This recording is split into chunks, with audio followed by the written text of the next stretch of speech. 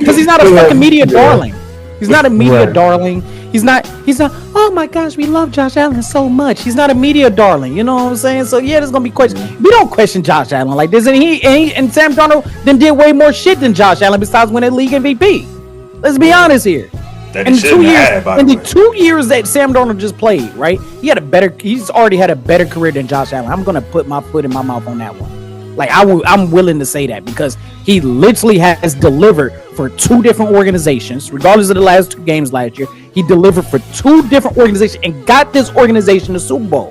Plain and simple. Yeah. You know, I give a nod to the 8 touchdowns, maybe to Pickens. Maybe you could go there with it. But I'm also with you, JC, on the you dudes play with y'all number one guys all year long. Yeah.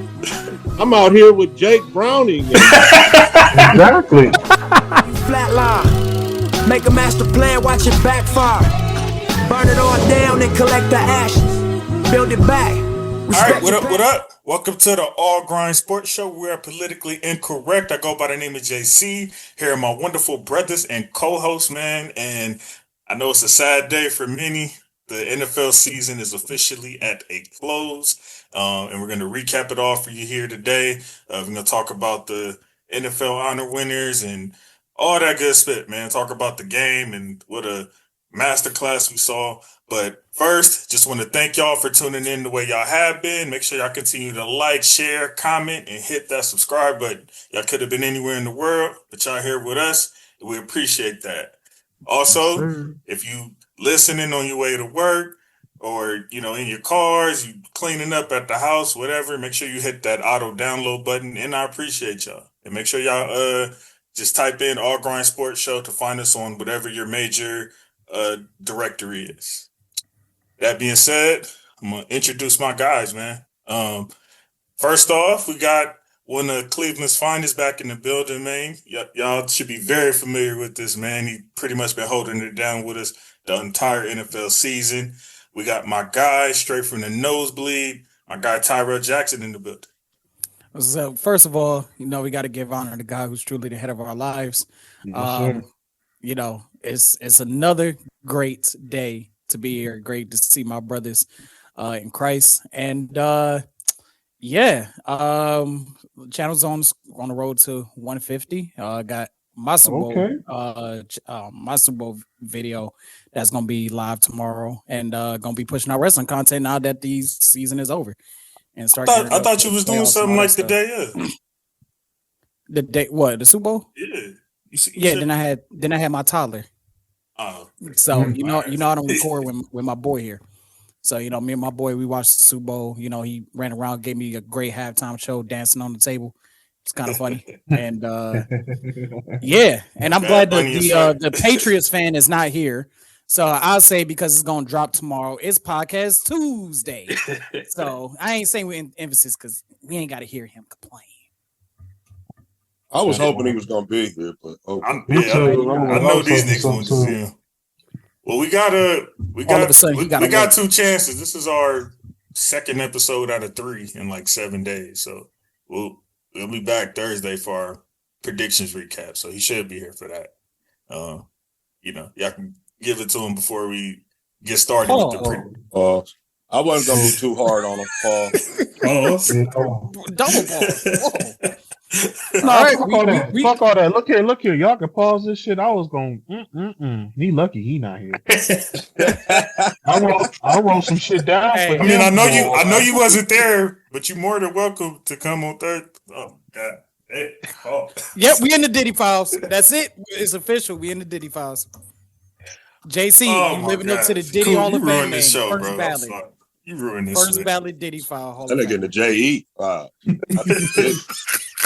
Here's the JE. The big one. No. Chev, when you was trying to, Chev, you was high. That's a file you don't want to be in, Ragu. My bad, let's go.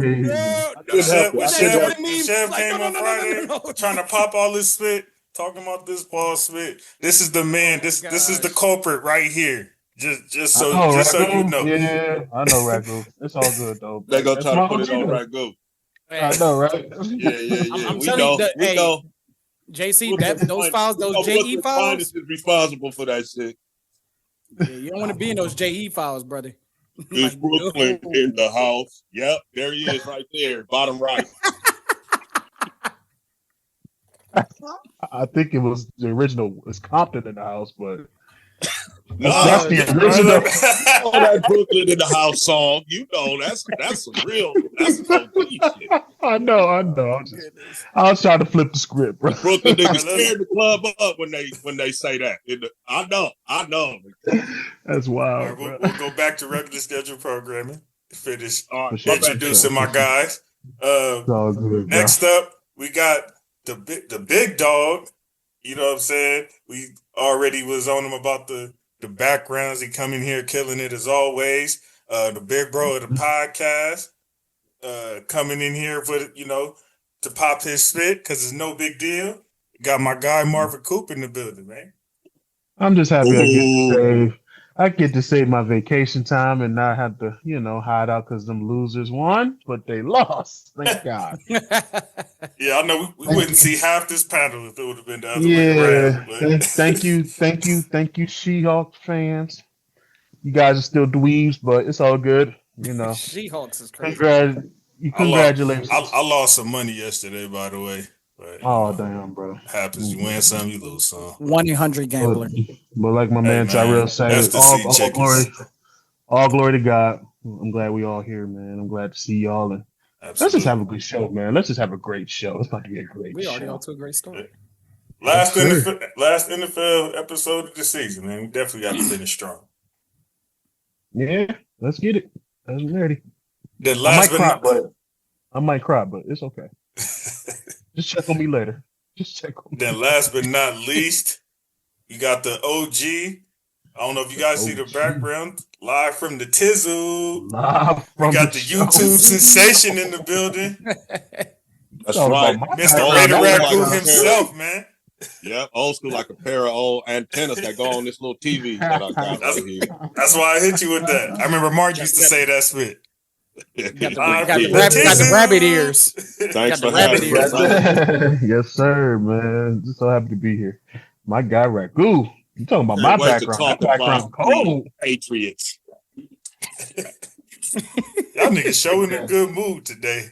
I'll do that. Look here, you should know why I'm in a good mood because for years these bozos been tied with us for 6 rings. I'm just glad that they don't get one more up on us. That's why I'm happy. I thought y'all had 5. No, we got 6, brother. I got 6. We got 6. So y'all are tied with the Pats for the most in NFL. The Pats are tied with them. They're tied with us, brother. Come on, get it right. I did not know that. That's crazy. We was the first to get 6. I don't know why I thought y'all had 5 for some reason. No, 4 in the 70s, 2 in the 2000s. Damn, bro, you really got to do your homework. I guess so. Yep. Terry Bradshaw. I knew y'all was up there though. Team in the 70s. Y'all up there further. Steel Curtain, Mean Joe Green. Dude, no, it's all good though. Like I said, I'm just happy that them bozo fans don't have no more. Yes, sir. But hey, they made it. At least they made it, though. You know what I'm saying? But I wish. That's why I said I don't want to hear Patriots fan because this is gonna be the. Boom. But I might have a hot take for y'all during the show. But JC started off. Marv. Hot take Marv is here. I got a hot take. Y'all probably gonna. Yes, sir. What you always say, Tyrell? I'm always in that kitchen, baby. Always in that kitchen, cooking up greatness. Hey, I seen him. He back. Yeah, he back. And I'm about to stack my money up so I can get to New York and. I can't wait. My mother still talk about that food to this day, brother. Still. Yes, he came out here to Cleveland and showed some love, and we had to buy some plates off him. Ooh, my mother was like, she was. Appreciate it. She's like, when he coming back? Eugene. Yeah, I ain't seen him in a minute, man. I actually just talked to him, so shout out to my cousin. Me too. Man, I'm glad to know he's still alive, Coop. Yeah, tell him I said that, but I'm glad to know he's still alive. Yeah, he texted me on Sunday. Also, tell my main man, Marvin Coop Sr., a friend of the Raider Ragu show, that I saw behind it too, man. I've been meaning to tell you. You a junior? Yeah, I'm like the third, bro. Grandpa Oh, was. Yeah, third. Grandpa. He was Oh, third. yeah. You're I did still not know Big that. I'm the Mark. third. I But, got you. even though you bigger than him, but he's still Big Mark. Absolutely. All right. Yeah. Well, let's get to it, Got man. We had a Super Bowl 60. If you know, you know. We had the If you Sea know, you Chickens know. and the Patriots. Put some respect on their name, man. Super Bowl champion I Seahawks. like that one. Hey, That what one did y'all was like dumb, the game? Y'all, I just want to start off. Did y'all enjoy the football game? I mean, I was losing money, so I can't say I enjoyed it. Not to mention, I think I think this was more like a, and I had even explained it to my fiance, because obviously the casual fan, oh my gosh, this game is so boring. Like, just complaining the whole time about how boring it is. And I had to explain to her, like, like somebody who really understands the game and the coaches, I'm pretty sure they're ecstatic about how the way the game is going, obviously until the, middle of the second half. As far as like the back and forth and just, feeling like there was still a chance, I could say like for sure the first half I enjoyed. I knew at some point that, I know you're going to pause me, but whatever. I knew at some point the game was going to bust open, as far as like there being a big turnover or something to where it's like, yep, that's the one that's going to put it away, which ended up happening in the fourth quarter, if I remember correctly. So up until that point when it got out of hand and, Drake May was doing his, as Ragu would say, garbage time impersonation. I could say I enjoyed it up until that. Yeah, I was just asking because, like you mentioned, the casual fan, like, oh my God, it's boring. Yeah. Well, if you're a football person and you watching all the little individual battles and shit going on, man, it was actually a pretty entertaining game, even though they weren't scoring. Right. Shout out to that Seattle defense and Coach Mike McDonald. Yes. Those dudes were all over the football. He calls his own defense, right? If I'm not mistaken. Yes. And they play zone A lot. Pretty much the whole game. Call it, bro. The zone that they play they're gonna knock the shit out of you, bro. You know what I mean? Like, you might catch it, but you're gonna be thinking about getting the shit knocked out of you so much that you probably won't catch it. Yeah. Right. And the zones are tight, and the front four is getting after you constantly. The left side of the Patriots line, the rookies, just did not hold up. And JC, this is where your main man Les Snead, this is what he was talking about. We be talking about them goddamn gone picks. And this is what's the phrase, Coop? What do we need, Coop? On the field help now. Thank you. So sometimes these rookies aren't ready. Okay? Will Campbell, we can all agree. I know, Rail, you covered the draft. I know Marv and I covered the draft. JC probably doesn't know this fact, but Will Campbell's the top tackle in the draft, right? Yeah. One, two, or three. Depends on who you listen to, right? Right. And he absolutely got his ass kicked in the Super Bowl by not a premier pass rusher either. Well, quote unquote, not premier pass rusher. All of the Seattle guys get after the Q pretty good. But and the guard over there, I believe that kid is from LSU, right? That's the other dude. I think that whole left side was rookies, right? Yes. Yes. And that just shows, shout out to Les Snead. Sometimes the rookies aren't ready, bro, in the picks. Now, Will Campbell and the young fella, I forget his name right now, Jared something. Wilson. Will they be better and be ready to play in the future? Sure. But that first year or two, bro, we need on the field help now. And that's where you get that phrase or that T-shirt that Les Snead wore when you really trying to win, bro. Yep, fuck them draft picks. Yeah. That's all I could think of was, okay, this guy was the top dude in the draft. People said we were fourth overall. Drafting him. Once again, my man Raider Ragu speaks a good point, but I disagree. Let's hear it. Because on the simple fact is, I think it's just inconsistency, fellas. Here's one example. When they played Pittsburgh, that left side was great. Mm-hmm. Then they played the Browns, who got the most sacks, 5 sacks. Am I right, Rail? Correct. I think it was just inconsistency. I got 6 in total. Because here's the thing. I've seen them play Buffalo twice. That left side was great. Mm-hmm. Jets ain't shit, so can't count them. Obviously. But then I see them play these teams, and their left side is great, and that's why I was saying. I think Dre said something on his story earlier. Nah, brother, stop making excuses because it's just they just ran up against a great D line, and on top of that, Ragu, all 4 of these guys are great. And then on top of that, names. Yeah. But Coop, the last 3 teams they played have honestly been like I think the top defenses in the league. Yes, and I was just about to bring that up. The fact that let's be real here, like the casuals are going to sit back and say the Patriots had the easiest run, but you got to realize the Patriots played every single team was in the top 15, was in the top 10. Excuse me. Of defense. Were the youngsters good or were the youngsters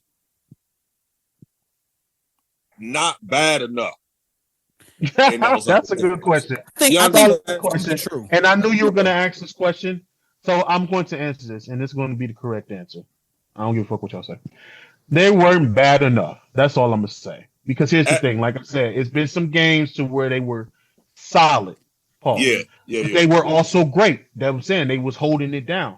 I just don't think they was just ready for this moment, man. I think it helped too. The moment was too big. The moment was too big. I think it helped too. You got to remember. So last game they had the snow situation, so everybody was effed up. Right. And then you had the Houston game again, another probably historically great defense, but CJ kind of helped the Patriots out on that game with how he was playing. So maybe when you get to a defense like this, like.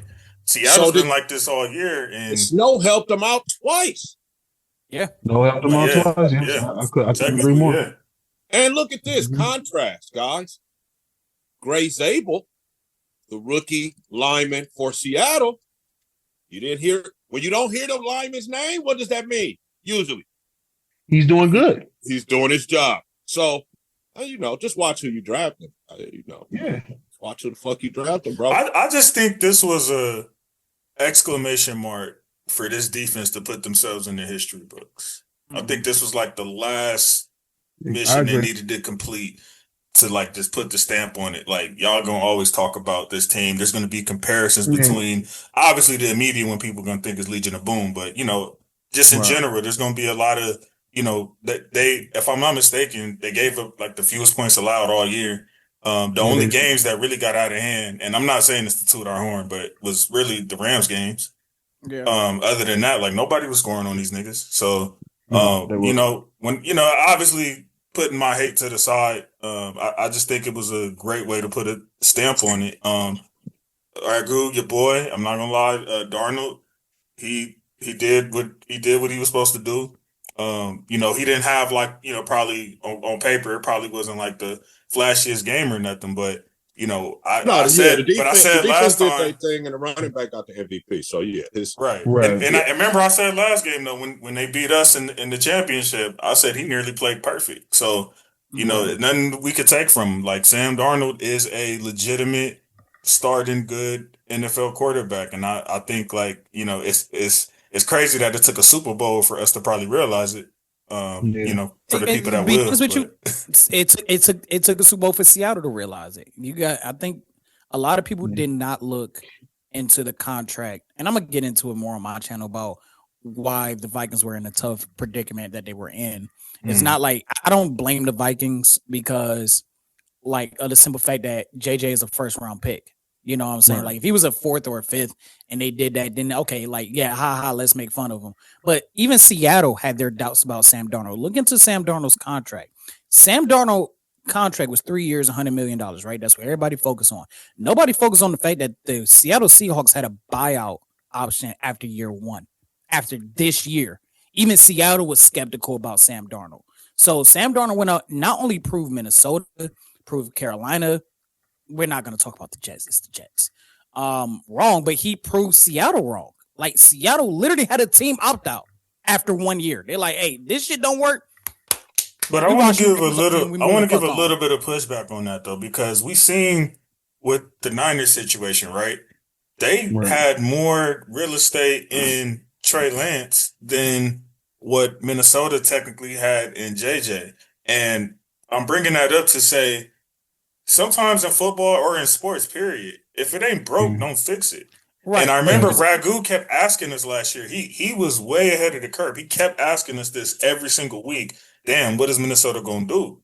And I remember saying that, even though I didn't believe in Sam Darnold, there was a formula that was working for what Minnesota had. So because of that, keep that in place and just have JJ. I believe in keeping rookies on the sideline for time being behind veterans. So I didn't have an issue with that. So I said, keep that rolling. But I think Minnesota allowed the media to get into their minds and the fans because he won 14 games, but the two biggest games of the year, which was the Detroit game and the Rams game, he split the bed. And they went off of that versus what he did prior to that for the whole entire season. And I think they let that get into their minds of how they handled the situation. I think that is true. I also think because of the fact that, let's be real here, what the 49ers did with Trey Lance, despite the fact that Brock Purdy played the way that he did, that was a ballsy move. That was a gamble because it could have went the other way. Like to keep Purdy playing? Yes, it was a gamble. Right. Purdy was literally Mr. Irrelevant. Absolutely. You know they give a vacation out to Mr. Irrelevant? Do you know that? Like they get they get a week vacation for being the very last pick of the draft.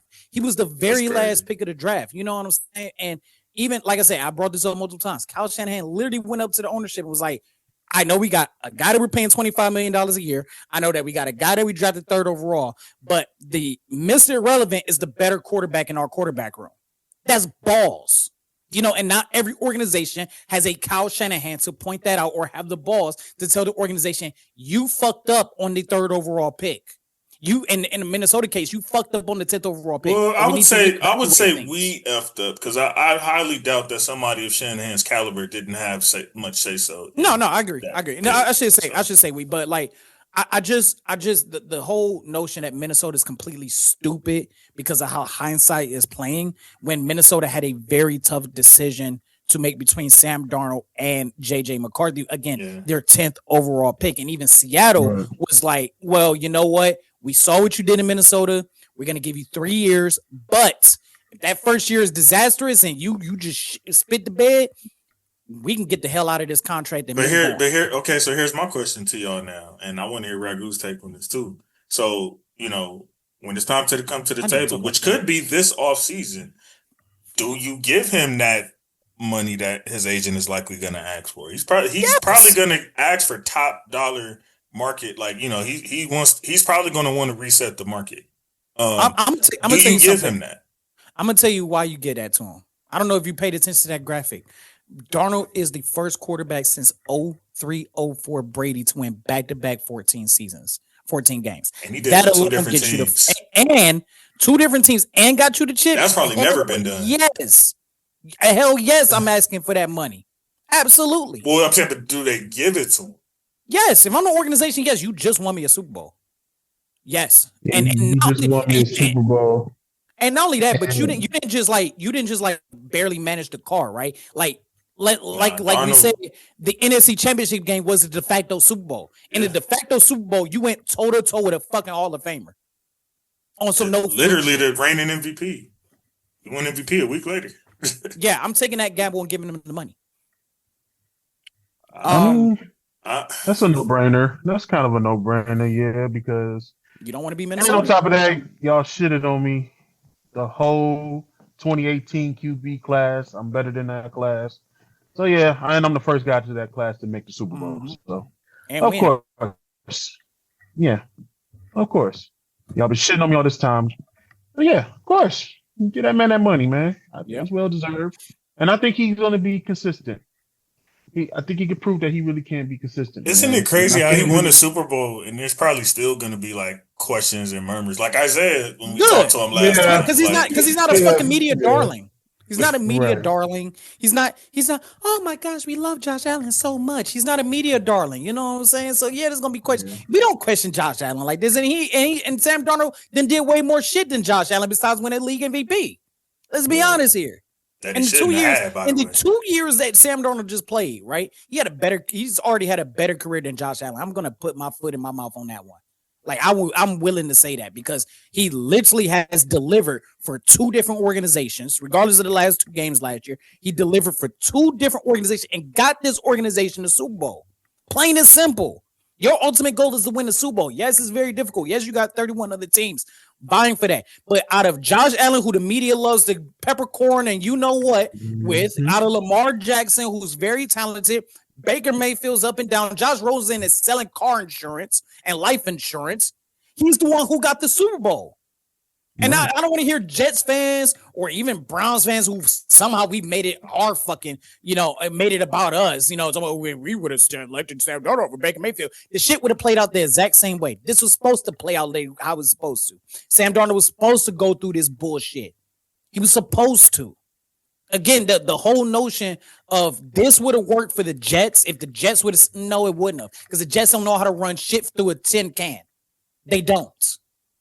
Yeah, I think this cemented. That's a QB killer over there. Yeah, 100%. And I think this cemented. Like I said, it's a copycat league. What Darnold just did just cemented a lot of quarterbacks getting a second chance. To think like, you know what, maybe it wasn't them. I think people are going to analyze more so what situation we're in. They're going to contextualize it a lot more going forward, which is honestly, it sounds retarded because it's like, why didn't you do that in the first place? Right. But I think we're going to see a lot, and I think we're going to see a lot patience as well with quarterbacks. Because think about what was Mac Darnold Jones like? He was the third pick in the draft, third right? overall pick. So yes, third, behind Barkley. But you also just proved a point too, JC. It all depends on the systems. Like I've been saying for years, if you're not in that right system, it's not going to work for you. No matter how good. How many QBs have we seen second chances come and win a Super Bowl? I don't think they usually get a chance to win the Super Bowl. No, so I don't it's think very rare. Because the next person, like and then it's like usually if they do get a second chance, it's usually the team that's so desperate and probably just as dysfunctional because they're the only ones willing to take a chance on them. Because of them not having a good system in place. So if you're not in that right system, but look at your boy, Stafford is a perfect example. Yeah, in that Detroit system, he had great numbers. Don't get me wrong, but the system was just not for him. You got to think about that. Like Stafford, is he a Hall of Famer? Stafford has had a whole Hall of Fame career on the Rams alone. Yeah. You know what I mean? Exactly. Like it was just all numbers over there. That's why he had the nickname Pat. Yeah, but he had great numbers. He had great numbers on the Lions too. It's just the fact that the team was just shitty. Yeah. Well, that's why he had the nickname Stat Padford. But remember when the Rams traded for Stafford, there was that question mark behind Hall of Famer. There was that question mark. But imagine if Stafford would have never, got a chance to overcome like how badly ran Detroit was. They would have threw him away. Let that sink in. Like he could have just been a really good quarterback, not as great as he been, but he could have just been really good, and that wouldn't have been enough for him to be able to sustain a decade plus career in the NFL because of him being on a dysfunctional team. Between that and all the injuries he was dealing with, and notice he's very outside of that Super Bowl hangover, he hasn't been injured. Like since he got to the Rams, like he had that Super Bowl hangover. Yeah, I think he missed maybe 1 or 2 games in 23. You had to look that up. But like he's played at least 85-90% of the games that were available for the Rams. Even when he is in that same time span. Remember this season coming in, they were like, we don't even know if he's going to start the season. Yeah, we were hearing that all summer. But he delivered. So but as far as my thoughts on the game, I thought this was. To be honest with you, it was an even game for majority of the game. I thought both defenses played well. They both, was zone blitzing a lot. Christian Gonzalez, man. Oh my God. There were plays, especially There's the no one way you should have made that play, bro. Bro, the one to Shaheed, and he fucking jumped out. I was like, what the fuck? Yeah, I've been telling y'all, Gonzo different. Before the season started. The nose tackle for Seattle had the play of the game personally when he pushed Wilson into Drake May and brought both of them down at the same time. To me, that was a play. I'm like, you just got 2 sacks in one play. Like that was crazy. I thought Seattle did a great job between Kenneth Walker's patient behind the offensive line. They did a great job setting the outside edges and letting Kenneth roam free along the perimeter. Like he got a lot of his yards when he was able to bounce it onto the outside. And to me, I even put it in the group chat. I was like, in that first half, it reminded me of that A&M, or not A&M, Texas Tech and Oregon game in the sense of, one team is dominant over the other, but with Texas Tech, when they was playing Oregon, they was still making plays on defense in that first half that was preventing Oregon from scoring more points than they should have. And it was the same way with this game in the first half. It was New England's defense did what it was supposed to do. They just couldn't get things going on the offense because of how great that Seattle defense is. Shout out to Kobe Bryant, by the way. I told y'all about my weak connection between that, but shout out to him. And my coworker was out there the whole time. But again, he almost had 2 interceptions his damn self that he dropped, and then he had like 3 amazing hits. This was just a complete, effort by Seattle. And even when it looked like, New England was starting to get some momentum before Drake May threw that interception, it was just like, they never counted themselves out. The slander on Will Campbell, I've been I don't agree with him moving into the guard position. Like a lot of people's like, oh, he has short arms to, but like Coop said, the inconsistency. There's just inconsistent play that's going to happen for a lot of rookies. And it just so happened that for him, the ups and downs, the down part came in the biggest game. I think he will learn from it. But I think the usually a lineman of this caliber doesn't even get in a position where they have this many big games in their first year. So exactly. And I think in his situation, I think because he does have shorter arms than what you would want from a typical, blindside tackler, but that doesn't mean anything, as long as you get the technique and the skill set. So I think the coaching staff for New England is going to look at this and go, okay, we have to adjust how we're coaching him on the offense line because he's limited with his technique. He has good technique. He just had him and Wilson. Let's be real here. They had bad games. They had a bad game. They had a horrible game, but like that, you're not going to win a lot of games when you can't beat a 4-man rush. You're not going to win a lot of games. I don't care who the fuck you are. I don't care. You know what I'm saying? You're not going to win games if you can't block 4 rushers on a consistent basis. And what a lot of people are not talking about too is that New England kind of did the same thing. They brought in a lot of crossing blitz. They did a lot of like things that Seattle was doing. So it was really a defensive chess match. It's just that Sam Darnold was more calm and poised because of that experience, was able to climb into the pocket, was able to escape multiple times. Did it throw his timing off with the wide receivers? Yes. Did it throw off his footing off a little bit? Yes, because he had to rush the throws a little bit more, especially that one day that he had JSN wide the fuck open in the first half. That would have just JSN could have. Drake May had one that he missed too, though. He did. I believe it was Austin Hooper. Yeah, he missed the one to Austin Hooper. But like, Jay said he could have had a cup of tea, could have went skiing, could have booked his next trip on Tobago. Like that's how open he was. But it doesn't work. It doesn't work out. Wait, what did I say? Tobago? No, said how open he was. I hope he could have been. Come on, bro. All right, man. Damn, I'm on the but overall, I thought this was a good game. I thought Seattle just was able to take advantage of the mistakes that New England made, especially on offense. They took advantage of the fact that New England's defense is pretty much always out on the field. And they, to be honest with you, what nobody is talking about, fucking special teams. Not only from the kicker that scored the most points in Super Bowl history, but their punter just kept hitting them he did it to y'all. He's probably one of the best punters in the league. Like, especially that line drive at the end of the game where that ball could have been easily blocked and could have changed the course of the game potentially. Just line drives. They talked about it. They said that's why Xavier Smith was so effed up, because the way he punts it, it's like you think you know where the ball is landing, but it can throw you off for just a split second, which is enough to cause what happened to him twice, where he pretty much fumbled, and Well, then he had the one that cost the game. Yeah, because a lot of punters, like when they kick it, it's a spiral. You know what I'm saying? But with him, he knows how to throw those knucklers, and that's what throw you off. Is even if you can spot the ball, it's like that thing is coming in wobbly. Pause. But just again, all three assets of the game, Seattle did a great job playing, and that's why they was able to pull this off. And I also think this is something that I kept overstating because people were just I don't know where all these sea chicken dick riders came from, but everybody again acting like it was just foregone conclusion and talking about the defense. I'm like, you niggas haven't been watching New England this year, because honestly, and not even this year.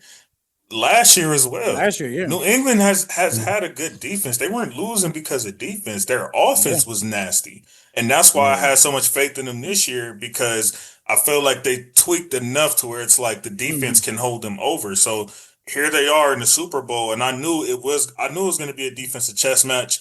I kind of was going with my heart with the Patriots pick. I ain't gonna lie. Like, Sea Chickens beat me. I'm not saying them niggas finna win. But as far as the the chess match that they had, I think what ended up happening is, even though the Sea Chickens were, they were getting stopped, but they were still getting points. And I think because New England was chasing points, their offensive strategy was a little different. And then they had a certain point in the game where they had like 6 of their last 7 drives were 3 and outs.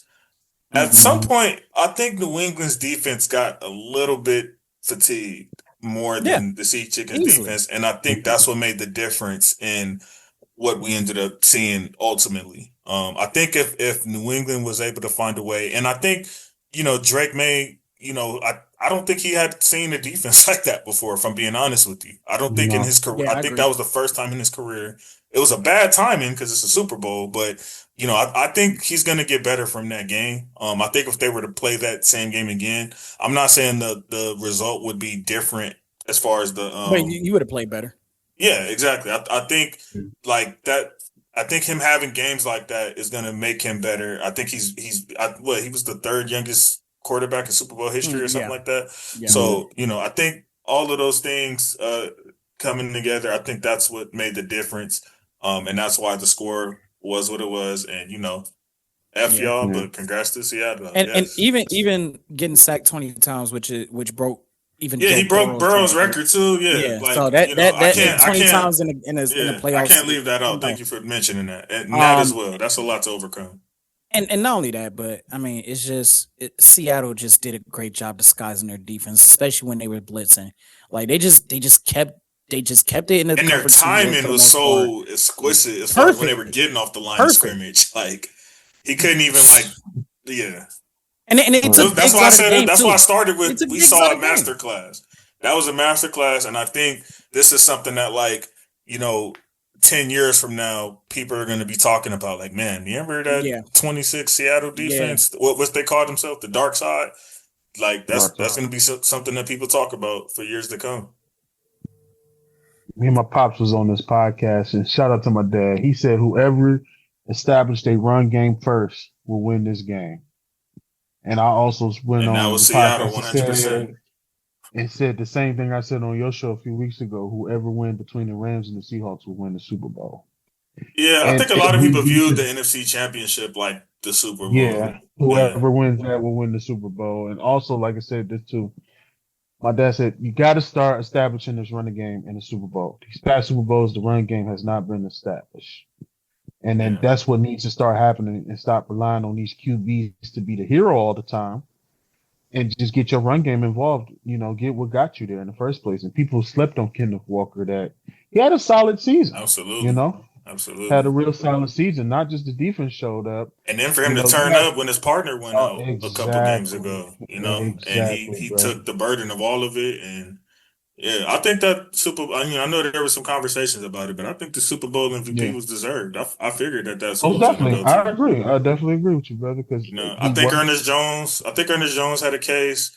Obviously, Myers had a case. We've never seen a kicker win that award, but I think if there was a time where it could have happened, it's possible it could have been this year. But I didn't have any problem with the Kenneth Walker, because again, no one was getting any true traction on offense other than what Kenneth Walker was doing. I don't care about the record Drake made broke in the fourth quarter, most yards ever. That was like Ragu said, garbage time. So Garbage I'm time. not talking about that. When the game was the game, the only person that was really moving something for real was Kenneth Walker. Even Darnold wasn't getting a lot of spit off like Hey, there was some possessions where Darnold had me worried a little bit.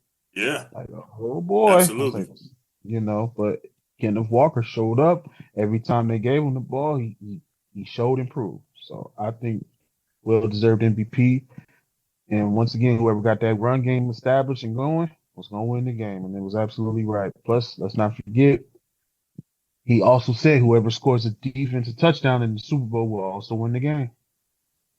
Yeah. I think I mentioned something about, well, I didn't say it was going to win. I said I know we're going to see some defensive touchdowns. I knew for a fact that was going to happen because of who we were playing. But the way it happened was like, that was crazy. I'm not going to lie. It was, bro. That was because it happened at a time where it was like, I guess there was like a little small glimpse of hope. Exactly. And then when that happened, it was like, yeah, that'll do it right there. That's when niggas started leaving my house and everything. Like, yep, I'm gonna go ahead and head to the tilt. Yeah, I was like, yeah, it's time to head back to the crib now. It's time to head back to the crib. But what would you rank this Super Bowl though? Like you're saying in general? Like out of a 10. I would say about a 7 just because of how it ended. 7 how it ended. If it wasn't for that, I probably, I ain't gonna lie, it was a great chess match. It was very entertaining. It's something that like you could tell if you're sitting with somebody who really understands the game, they can like break down the what they say, the game within the game. Yeah, I think that was, especially like that first half was damn near a 10 out of 10. That was a masterclass for sure. Like, I don't think, even though they went to the locker room down 9-0, I don't think the Patriots were feeling bad about themselves. Right. And I think, honestly, this is probably one of the moments where a young team felt that hurtful loss and it makes them better in the future. Maybe not immediately next year, because I think they're going to ramp up that schedule a lot higher than what they did this year.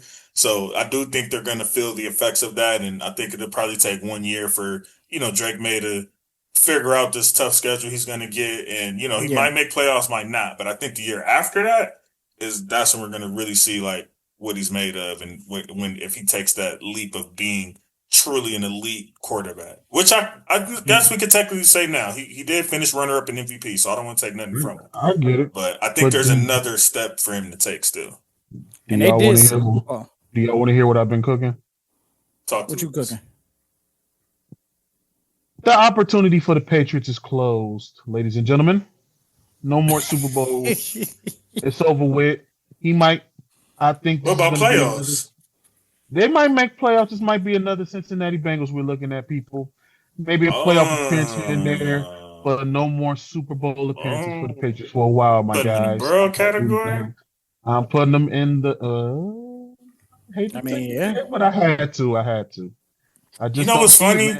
I remember I believe our 4th episode. It was the 4th or 5th episode we ever did. When we started this podcast, it was to cover the Super Bowl the Rams won. Yeah, it was a coincidence. I promise, it was a coincidence. Bullshit. I mean, it ain't like I knew we was gonna win the Super Bowl anyway. But I remember shout out my guy Jeff Dubray. He was the first guest to ever come on here with him and Isaiah. I remember him. Shout out to Jeff. Yes, and he said on that episode after the Super Bowl that he felt like Burrow was never going to make a Super Bowl again. He felt like it was going to be like a Marino situation. Yeah. And that's what we've seen what's transpired in the last 5 years since he said that. Obviously, he still has time, but I remember I actually messaged him a few months ago, and I was like, man, like that Burrow take you had is aging like wine so far. Like it is. I just don't see it happening with the Patriots, y'all. Just my honest opinion, bro. I just don't see them making no type of Super Bowl. Maybe playoffs, like I said, here and there. But, y'all can pause me on this. The AFC is about to load up. I really think they about to load up, and it's going to be tougher for them now. Just in my honest opinion. And I agree with you on that, to be honest with you. It is. So you can't count out Kansas City. I mean, yes, they've No, had yeah, more you've exactly. of course they've had complacent drafting over the last few years. That's why they got in this position. Like when I look back at their draft, I'm like, damn, they got really fucking complacent in free agency and the draft. But going 6-11 and you was down to your third string quarterback, yeah, they about to fix some shit around there. Yeah, Denver, I think Denver's going to maintain their spot for the most part. You still got the Chargers yeah. to concern about. Ravens is always a tough one. Yeah, the Right. AFC is ramping up. Our division alone Yeah. could beef up anytime. And on Right. top of that, the AFC West ain't no telling. Chargers are a regular season team. We all know that. Ain't no telling. Like I said, the Chiefs could be back. The Donkeys ain't going nowhere. I The think the only thing Chiefs I is see gonna the take them at Patriots least a doing, couple years at best. At the best. only thing I see JC and real is that the AFC least is probably back with them bozos. Like I told you before, too, JC, the Bills could possibly win 9 or 10 and probably get in the playoffs as well. But the Jets and Dolphins ain't gonna never be shit That's a again. window I think closed, honestly. Yeah, that window was closed, brother. I think we need to go to the Maya Angelou quote, bro. Someone shows you who they are, believe them. We need to believe Josh Most Allen, definitely. bro. Yeah. Yeah, Like, he's not the guy. Like, you had a chance. Nobody made it this year. right. Or at least I'm not gonna say nobody made it. The people that were quote unquote in your way weren't there this year, and you still didn't do it. And then y'all cried and had excuses about it the whole time. You You got your lost your coach fired. Yeah, coach. because now it's we got receivers, no receivers. Yeah, and it's like the receive. You're complaining. It's crazy how everybody's complaining about receivers with him, but that's the same spit that Lamar and Mahomes been dealing Mahomes with had the to go through. last 3-4 years. And you But won an MVP. They gave you that Make a Wish MVP on them same sorry ass receivers you just ran with last year. So nobody wants to hear that right, shit. right. When you got your Make a Wish MVP, you weren't complaining about receivers then. Yeah. That's a great point. I'm That gonna is a say great this. point. I'm gonna say this. All you upstate New Yorkers, fuck off. Fuck Buffalo. And fuck what that city stands for. I What hate they you. stand for, Mo? What they They stand don't for? stand for shit, Tyrell. Oh, okay, cool. Just when you think of Buffalo, just think of some Buffalo wings. That's all y'all need to think about when it comes to Buffalo. Did they invent buffalo wings? No, Tyrell, they didn't. They're ass. No, they Buffalo- even get them out of here. I never. Get 'em outta I know here. I've never been to B Dubs before. You ain't missing out on nothing. Okay. You ain't missing out. On nothing. I can't take Coop's opinion on that because when you somebody who's a great cook like him, a lot of the other spit is probably gonna be mediocre. So it's better that probably I ask these Mediocre? niggas. I've been to bars out here, local bars out here that have way better wings than B Dubs. Okay. I could kind of second that because St. Clair alone, the hood spots, Yep. way better food than some of them restaurants out there. So I can We see do how got a y'all bomb wings. wing spot down the street from us called Boom Boom. If y'all ever There come, is if y'all ever come not to in this that- way, not in Atlanta, but there is a Magic City on St. Clair, and their food is probably better. Oh yeah. That fucking, food is delicious. Probably better than some shit out there. So yeah. any last words, man? Last game of the season. The 25-26 season is officially at a complete end, and it is draft time, man. How are we I'm feeling? excited to cover this. I'm excited to cover the draft. This season, like I said before on my show, one of the best seasons I've seen so far.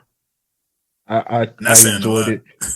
New blood was in the Super Bowl, and I loved it. Loved every bit of it. Oh, and that's another thing too, man. Everybody that was complaining, talking about, like it don't feel like the Super Bowl and all that. It just shows, and I'm not defending these niggas, but it just shows the Chiefs are truly the team that y'all niggas love to hate. They are the Floyd Mayweather of football. Because when they in the Super Bowl, the atmosphere is different. It's cracking. Vegas is cracking. All of that. Like everybody's talking about it. All that shit, bro. But when it's two teams that we ain't seen in the Super Bowl in a while, or even seen in playoff contention in a while, now don't nobody care, and everybody's actively, talking about how effed up it is, and the Super Bowl this, Super Bowl that. Just keep it G. Y'all claim y'all want to see parity, but when it's the big market teams or a team like the Chiefs who's always there, when one of those teams ain't there, you niggas don't care about it. And honestly, I think it's really Seattle for real. Because I think if it was like the Rams that was playing the Patriots, or or if the Eagles that had happened to make Yeah. it or whatever. I think if it was teams like that, I think it would have been a whole different, atmosphere. I think it, would have been a lot more fun for everybody. But I'm just saying that's okay. But stop saying you care about parity because y'all clearly don't. Mm-hmm. Yeah.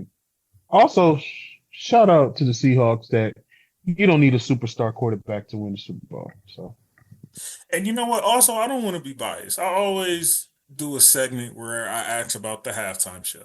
And I know none of us here understood a word that was being said, but let me ask any thoughts on the halftime show or the discourse around the halftime show. Can I go first, Rail? Go ahead. I'll go first. I ain't gonna lie to y'all, man. These past Super Bowl shows has been dope. I ain't gonna lie to you, man. From the Dre, the LA home. Since Jay took over? Rihanna was cool. Not gonna lie. I actually didn't ever Rihanna's like that. I thought it was decent, but her, I think her performance was kind of like, here, nigga, dance. The past three performances from Kendrick last year and Usher the year before, this was not bad. For sure. It was. I get it. It was for their little culture. It was for the Spanish culture, and for people who are shitting on that, saying this and that, the non-cultural people. Then don't Turning Point USA. Don't go visit their island then. Don't go visit their island no more. Then. If you know what's crazy? What I've been saying about this spit, bro, is like we knew this gets announced September, October of who the Super Bowl. So who knew who was going to be there? So you intentionally waited all the way till February, watched the spit just to complain about the spit. You know, Bad Bunny don't speak no English in his music. That's why I can't name you no Bad Bunny songs outside of the one he did with Cardi and the one he did with Drake. And he wasn't speaking English on them either. So exactly. I'm not going to watch the spit just to get on social media talking spit. Oh, I didn't understand it. I didn't like it wasn't for me. Just like I'm sure when Kendrick performed, that wasn't for some people. When Usher performed, that was like, I would love to see a Meek Mill Super Bowl. It'd never happen because it's not for a lot of people. That's just my point. Like you're not gonna enjoy every halftime show. Every artist that goes up there isn't gonna be your cup of tea. But it seems like you guys attacking this. It seems like it's something that's past just music. So exactly, bro. Like I said, it was just for that's my tradition. I always ask about the halftime show, so I didn't want to ask about it just because the nigga. It was a show, though. It was a show. I understand. I enjoyed it. It did look entertaining. It's certain things I did like. It's certain things where I was like, all right, bro. I ain't gonna say it on the airways, but I think y'all know what I'm talking about if you think about it. Where I was like, okay, really? But overall, I thought it. I ain't understand word, but I was like this. I was doing my little fake salsa shit. You know what I'm saying? I was, but then I turned over to the fuck yeah halftime show, which is the Turning Point USA show. Why would you turn to that? No, just to see what's going on the, in the fuck yeah department. Here's what I went and look. Hold on. For about, I sat there and watched 30 seconds. I said, "Fuck this shit," and turn that shit off. And then, I'm gonna call him out by name. Jason Shitlock. All right, just shitted all over this shit, and just did his. Why are you even giving him the dignity, bro? He don't even deserve. He's still alive at this point. Yeah, he's still doing his shit. Jason. Can't stand Jason. But it's just. Dude, the freaking buffoonery. Look, bro, just take from the LeVar Ball commentary what he said about him. He shouldn't be commenting on nothing but snacks. Yeah. Exactly. And leave it at that. We don't take him serious at nothing. But as far as Turning Point, I say F Turning Point USA as a staff record label and as a mother F the crew. And if you want to be down with Turning Point, then F you too. Erica Kirk, F you too. All y'all mother effers. F y'all too. Killed her husband. Damn. I say what I say. You ain't got to strike that. I had to strike you in the last episode. I don't know if you noticed. What I do? I ain't did nothing. I left the argument with me and Isaiah, but there was like one part you said where I was like, yeah, no, I got to strike that because you was wild. I don't even want to repeat it again because then I'm going to strike it. Oh my God! I know what it was. I don't know what I said, man. I don't think you was here, cool, but I'll message you what he said. No, it was after I left. It was after I left, though. I know what it was. Though. It was after I left. Okay. Wait. Yeah. No, I because it think was I the left. basketball episode. It was a basketball episode. So you wasn't there. I thought you was talking about the Brett Favre shit. Nah, it was. We just did an episode Friday that got kind of heated. Oh. Yeah. I just. It was some basketball. Hold on. Yeah. A basketball shot? Was my phone off? I know I paid Nah, the bill. I told y'all like I be trying not to like bug No. y'all. Like even You real. see, he be I on that wasn't- bullshit. No, I told you, okay. Kobe be on that bullshit. Okay. I I said know the I same paid the thing. phone bill. The phone bill paid, so I didn't get no missed call from you. Y'all help me so much on the football side that I And be trying to give niggas didn't a we say break, bro. didn't we say and as I done told him if we It's let okay. you know that we can't make it, how about that we let you know? That nigga said we let you know, nigga.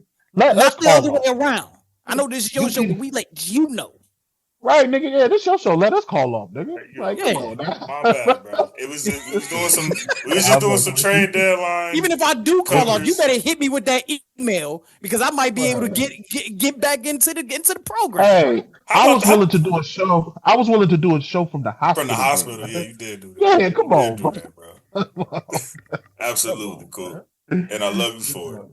That's got you, bro. Hell, I went to another country and did a show. Was it about a certain country? Is that the thing you struck? Well, yeah, because it was about Okay, a yeah, boy I that know. made it. Yeah, I know what you're talking about. Yeah, I know what you're talking about. Because that was when we got on the part of like the starters and reserves and stuff. Yeah. I think I even told you I was like, you gonna have to strike that one, man. But I didn't strike what you told me to strike. I struck something that you said. I must have been I'll in the whole message you when it tirade. was later, but yeah, you gonna have to message me because I was in the whole tirade. I don't forgot since then. But anyway, His adrenaline was flowing. Yeah. Coop, I'll ask you this: did you enjoy the trade deadline? Did you know? I'm not gonna lie, man. It was pretty interesting. That trade deadline was very interesting, bro. I'm like, damn. A lot of I didn't. movement, huh? It was a lot of movement, but I was like, And then some big non-movements. big non-movements. And Knicks, y'all didn't want to do shit, huh? Okay, got it. Keep it as that. I mean, you should have known that. Yeah, I think the Knicks said that they good with what they got. Yeah, they good with what they got. We'll see. Yeah. Let's get into these official NFL awards. We'll start with Defensive Rookie of the Year, Tyrell. It looks like you was right. You need to pop your Spencer Ragu. Yes, I told you on that. I told everybody, what was that, week 1, week 2, where I said this man might be the next Luke Kuechly. I was dead ass. He had, I didn't realize he had 12 sacks. I ain't gonna count. I was like, damn, he had 12 sacks. That's crazy. But I know he had over 165 tackles. Is he like a edge rushing linebacker, or is he like no? He's a Mike linebacker. That's the crazy part. Oh, that's the crazy part. That is crazy. And you got 12 sacks. Yeah. It's just he he had like at least 4 interceptions or something like that. Like he just he should have been defensive player of the year conversation. He should have. Like if it wasn't for Myles Garrett, he probably would have. You know what I'm saying? Like not win, but I'm just saying this should have at least been like in the Like that's elite numbers right there. And the crazy part is like even he had his ups and downs because there were some times where he was in the wrong spot in certain zones, but like overall, like I told y'all he gonna be a first team All Pro like consistently. Like, but they might hold it against him too. Like when you on a bad team like that, you have more time to get stats because you on the floor so much. So. I mean, yeah, that's true. But I mean, I've seen we've seen linebacker shit. We've seen players that have an opportunity. It's not the fact that we didn't believe you because we scouted him from UCLA. Me and Ragu did hella. That's why Ragu was hating, I think, personally. But here's the thing, I just don't think you got to be consistent because Luke Kuechly was a consistent. Yes, he was. I think you just gotta. I just think he got to show and prove. Now, 5 years down the line, if he handling his business, yeah, I would gladly get on any type of social media forum and say Tyrell Jackson was right. But as of right now, I don't think I've ever heard you utter those words. You probably never will, brother. No. It's my boy. And I love him to death. And I always tell people, man, you and Tyrell always going back. I was like, look here, man. I can never hate somebody that prays for me. I love this motherfucker, but you would never you too, fucking hear me Coop. say he was right. But you would Not publicly. Even though Not Shirley make publicly. you want to tear out the hair that you don't got. Exactly, bruh. Hey, look, I just see things differently. I don't see things the ESPN way. Look here, Tyrell, people before him already beat that to the punch, man. That's why I ain't got no hair right now, bro. Listen, but my question congratulations to him, though. I think that was well agree with the deserved pick award. I definitely agree with it. Okay. There's no other rookie was putting up numbers like that. No, so I didn't even know his numbers was like that. That's extremely elite, bro. That's once he hit if you have 12 sacks alone from any position, that's elite. If you have 4 interceptions alone from any position, is elite. This nigga had both of them in his rookie year. Right. And not only that, but like he did different. That in 16 games. He didn't play that last game. Like he did that after he hurt his ankle against the Jets and just kept playing. Like he was literally like, you guys have to literally take me off the field in order for me not to play. Like he did not care. He wrapped up that ankle tight and he just kept playing. Like he had a high ankle sprain against the Jets that usually put people out for 4 weeks, and he was like, "No, I'm playing." Practice. Offensive Rookie of the Year is Mr. T Mac from Carolina. How y'all feeling about that? Not a bad pick. Dart was on social media arguing that he should have got it, but no, I disagree with that. But I think T Mac Dart was on social media saying some shit that he probably should have. Dart. No, he missed too many games. Who's the people that was like in the conversation? Dart, the first half of Ibuka. Because he got hurt too. He missed too many games too. Cam, he probably was on his way till he got hurt. Cam was definitely on his way. Who else was it? Had an art? Oh, Loveland. Loveland was definitely an argument. Loveland definitely had Harold fan. I think Chicago fans is crashing out over that, if I remember correctly. I think they own some like snub type shit. But I don't know, man. No, Colson had a slow start to the season. I think that's what effed him up. I think Ty Warren had a slow end to the season.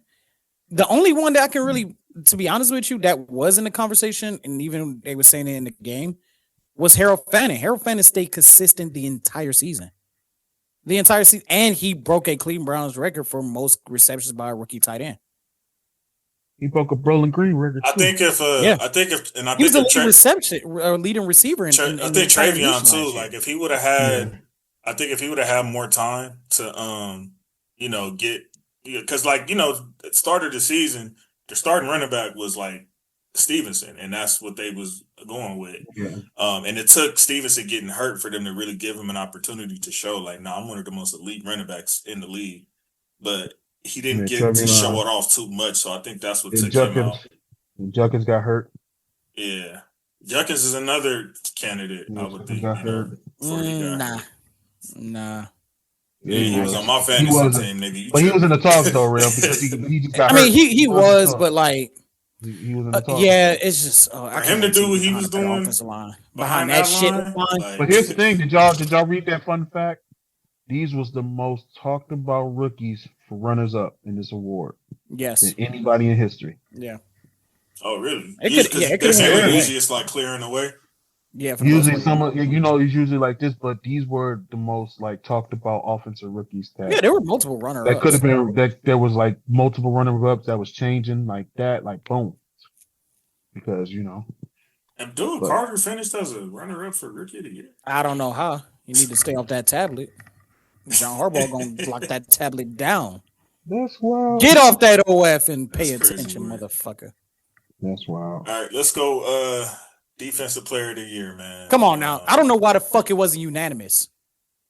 I think it's because, like, at some point, bro, point somewhere down the line, winning has to matter, bro. I don't care what the position is or what.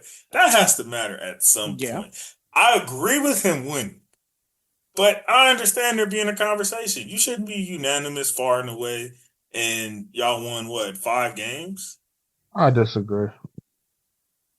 Even though that's I think it's because you understand the nuances of that position and how difficult it is and how extraordinary it is what he did. Exactly. And I think that's why you're looking at it like that. You're not even looking as a fan. You're looking as like, I know this shit. Like, you know what I'm saying? Like, I'm not outside looking in. I know how difficult the craziness of exactly. And I think that's probably why you look at it.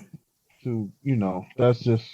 But the people sitting at the table, you gotta remember, most of them haven't played. And I think that's what was it Randy Moss that was calling for that? Like, if you ain't played or coached, you shouldn't even have no vote. Look, I'm gonna keep it a bug with you. I already know that he wasn't gonna win unanimous because they got a Pittsburgh writer on there, and they still love to blow JJ Watt like a porn star on Tuesday. You mean TJ? But you know what the hell I'm saying.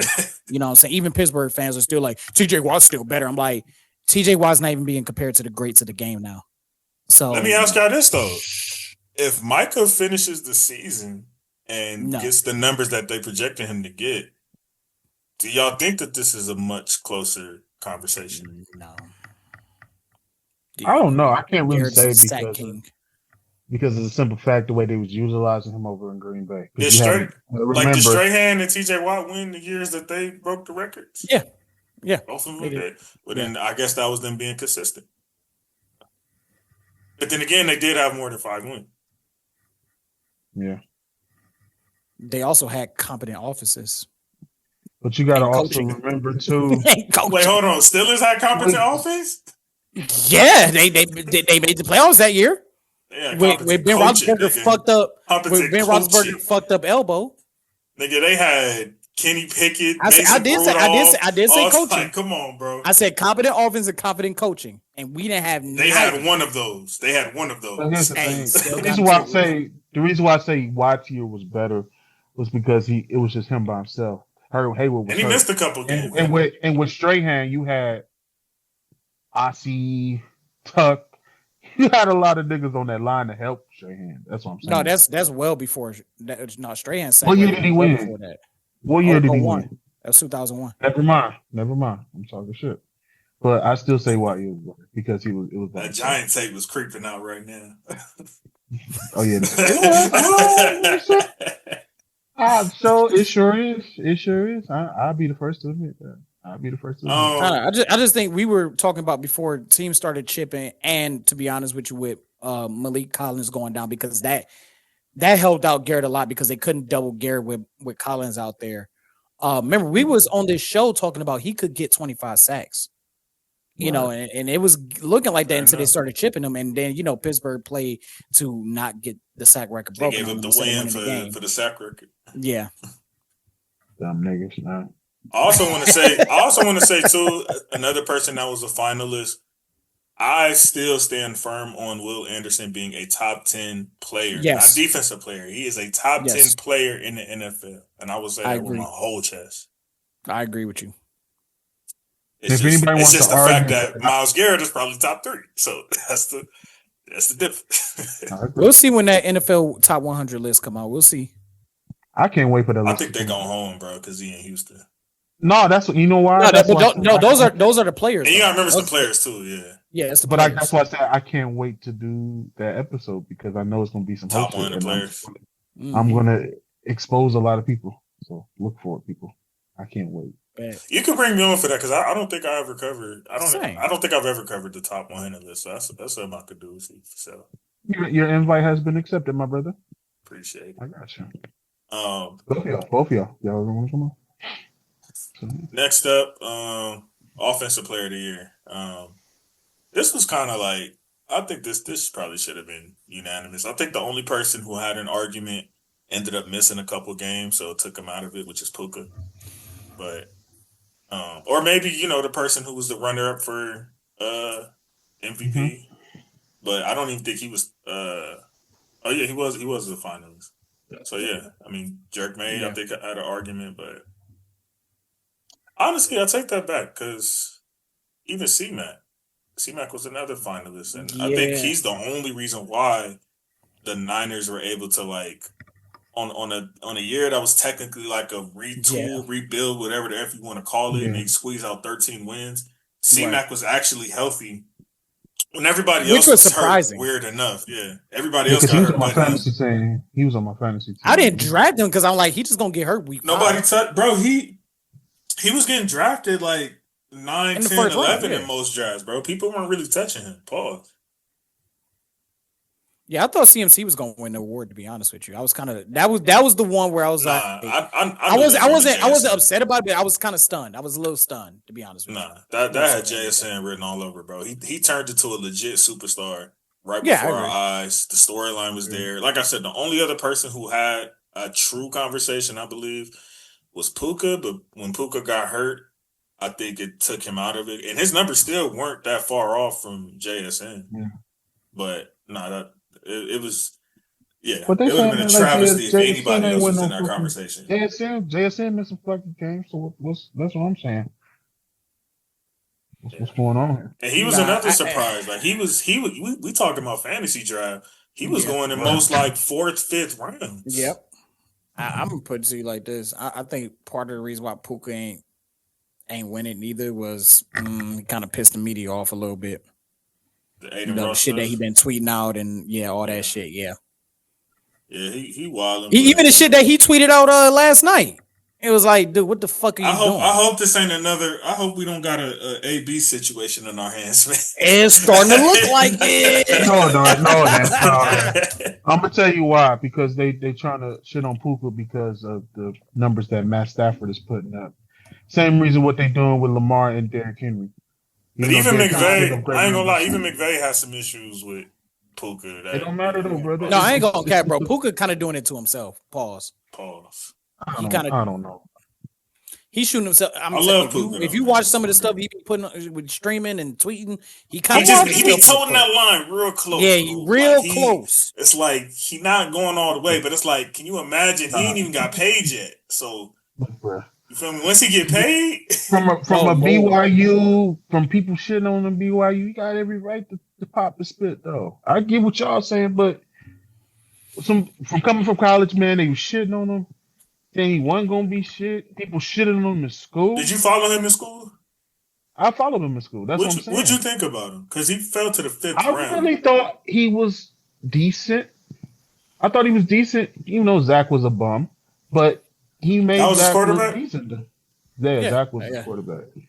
Zach was his quarterback. He made Zach Wilson look good to be the second overall pick. Yeah, that's why he went number 2 overall. But here's the thing. I don't know why that fool went number 2 and Puka. So they were saying it's Zach, not Puka. Yeah. Puka showed like, nah, it was me. We know why Zach Wilson went number 2 overall. But Puka showed promising in college. But then again, when he got to the league, hold on, let's relax. Because remember, we was just saying with the Sam Darnold thing, who's to say maybe it's the Jets? Who's to say maybe Zach don't get another chance in a good situation? Maybe he wasn't as bad as we thought. No, Zach is bad. We even got to relax on that a little bit. Sometimes you know when a quarterback. No, here's the thing. No. I can't agree with that, JC. He said not that one. Sam had promising at USC though. He was good. He was actually good. He just went to the fucked up system. Yeah. My pop's been saying that for years. If you come to the Jets, just expect for your career to be over already. Because you're terrible. I said this on my show. I said when 2018 came out, right? When that whole class came out, Darnold was seen as the most finished product of all the prospects. Right. Like Josh Allen was pure raw talent. They had Lamar Jackson going to wide receiver, racist ass motherfucker, Bill Polian. And Baker was seen as a wild card, and Josh Rosen was Josh Rosen. But like overall, like Darnold always had the physical tangibles. It was here that he was lacking. He got this and got this. That's what the player that we got now. But he had the most complete intangibles. Matter of fact, I remember wanting Darnold over Baker Mayfield. I remember that shit because I thought he was and hell, Darnold thought he was going to Cleveland. He wore a brown tie for fuck's sake. He thought he was going to Cleveland. So it was kind of a shocker that Baker went number 1. Even Flex did kind of say something about Darnold. Not that he wanted him over Baker? That he wanted him over Baker. So I can really vouch for that one. So Baker wasn't like a unanimous number 1. No, he was not. No.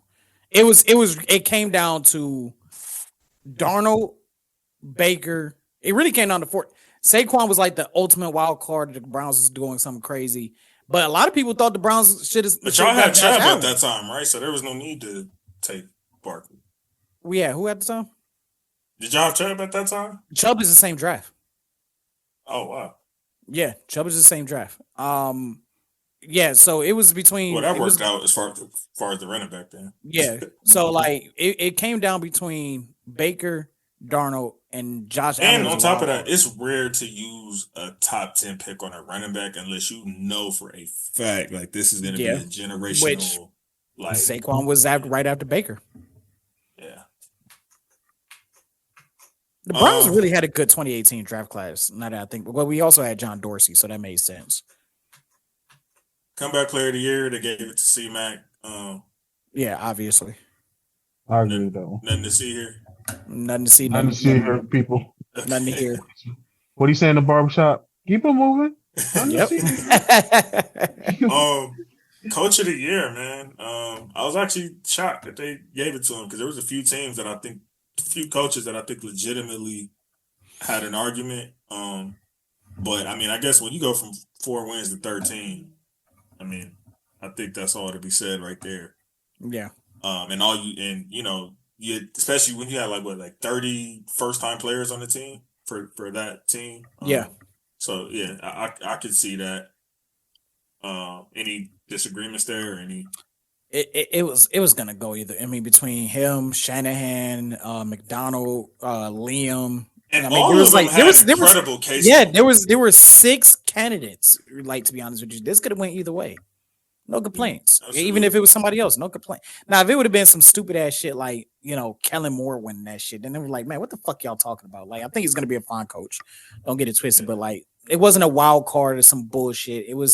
There were 6 viable candidates, and either one of them would have won. It wouldn't upset anybody. Yeah, or they didn't just give it to by default, Sean Payton because he got the bye. You know what I mean? Like, yeah, whatever.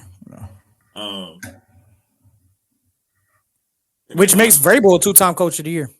So, yeah. Oh yeah, absolutely. Yeah, 20. He had one in 21, right? 20. It might have been 2020 because 21 was Dable. No. What year did the Giants made this to the playoffs? Was that 22? Dable got it. Dable got it in 22. 2 or 3? Yeah, 22. Yeah. And then we got most valuable player. Went to Stafford. I know the big conversation was obviously it was pretty much like a 2-man race. And then the controversy was like somebody gave a vote to Justin Herbert, who didn't even finish as a top 5 finalist. Oh my God. And people were saying like, "Oh, well, that was the difference." But nobody's talking about the fact that Mr. Make-A-Wish got 2 MVP votes. If those 3 votes or those 4 votes go like either way, we have co-MVPs. This was legitimately the closest MVP race since 2003 between Peyton Manning and Steve McNair, and both of those guys tied. Co-MVP, right? Yes, that's the last time we had co-MVPs. Like, if we didn't have Make-A-Wish or some random ass reason Justin Herbert, but and that's another thing why I don't like beat reporters voting on this shit sometimes, because they just vote for their guy. Like they just do. Like, it's supposed to be unbiased. Like, for y'all to think that Josh Allen should have got 1 MVP vote this year, really? Okay, sure. Yeah, then already gave him the Make-A-Wish one. It's like over Lamar and Saquon. Oh man. You said y'all agree with the MVP? Yeah. Yeah. And I agree that it was a close race. I really do. I don't know. Let me ask y'all this. I just don't know. I think it's just the fact that Puka just led the league pretty much everything, and they're just still giving it to these fucking quarterbacks. Like, it's just, don't get me wrong, I'm not, my boy, that's my boy. He the last of the 09 breed. But it's just the fact that, Hoop, I do think this year was not. I agree with you in general, but I don't think this was that this time. Yeah. I think Stafford really played out of his mind this year. He did. I don't think this was like a 2021. This isn't last year. We're just where- going to just give it to a for- quarterback. and a I running don't back because Saquon could have won it last year. It's just taking me back to a few minutes ago when y'all was saying that. This is probably why Puka is in the media talking shit. Come on now. He's not getting This his nigga don't respect. get no. Yeah, Because even Devontae Adams led the league in touchdowns. Yeah, 14. I don't know if y'all seen he actually got into it with Ernest Jones, I believe, yesterday or last night. Remember, like I said, it just takes me back to what I just said. He was the man at BYU. Matter of fact, his brothers was good too. So why did he go to the 5th round though? I don't get. They overlooked That's him. the question. I don't know. They overlooked him, and that's why I'm saying Zach Wilson is such an ass that you shitted on their brothers. His brothers was good, bro. Like, come on, man. They like him in CFL or something, right? Yeah, them niggas was great at BYU, bro. But now you just see why he's doing what he's doing, because he's showing y'all I'm the man. I'm putting up these great numbers. I missed probably 4 games and still was number 2. As my man JC like to say, top 2, not 2. Come on, man. Fuck out of here. But out of these finalists, That's what I'm saying. like if out of the 2-man race, are you okay with them choosing Stafford over Drake May? Because I know I'm a Rams fan, but I can give the argument that you didn't have as much help on offense as Stafford did, and maybe they take that into consideration, which is probably why he got the 23, 24 votes that he did. So I ask you, or I ask both of y'all, if y'all don't feel like Drake May should have got it over Stafford, what could Drake May have done or Stafford not have done for it to flip to the other side? Or do y'all feel like it's 50-50 and you wouldn't be mad either way? No.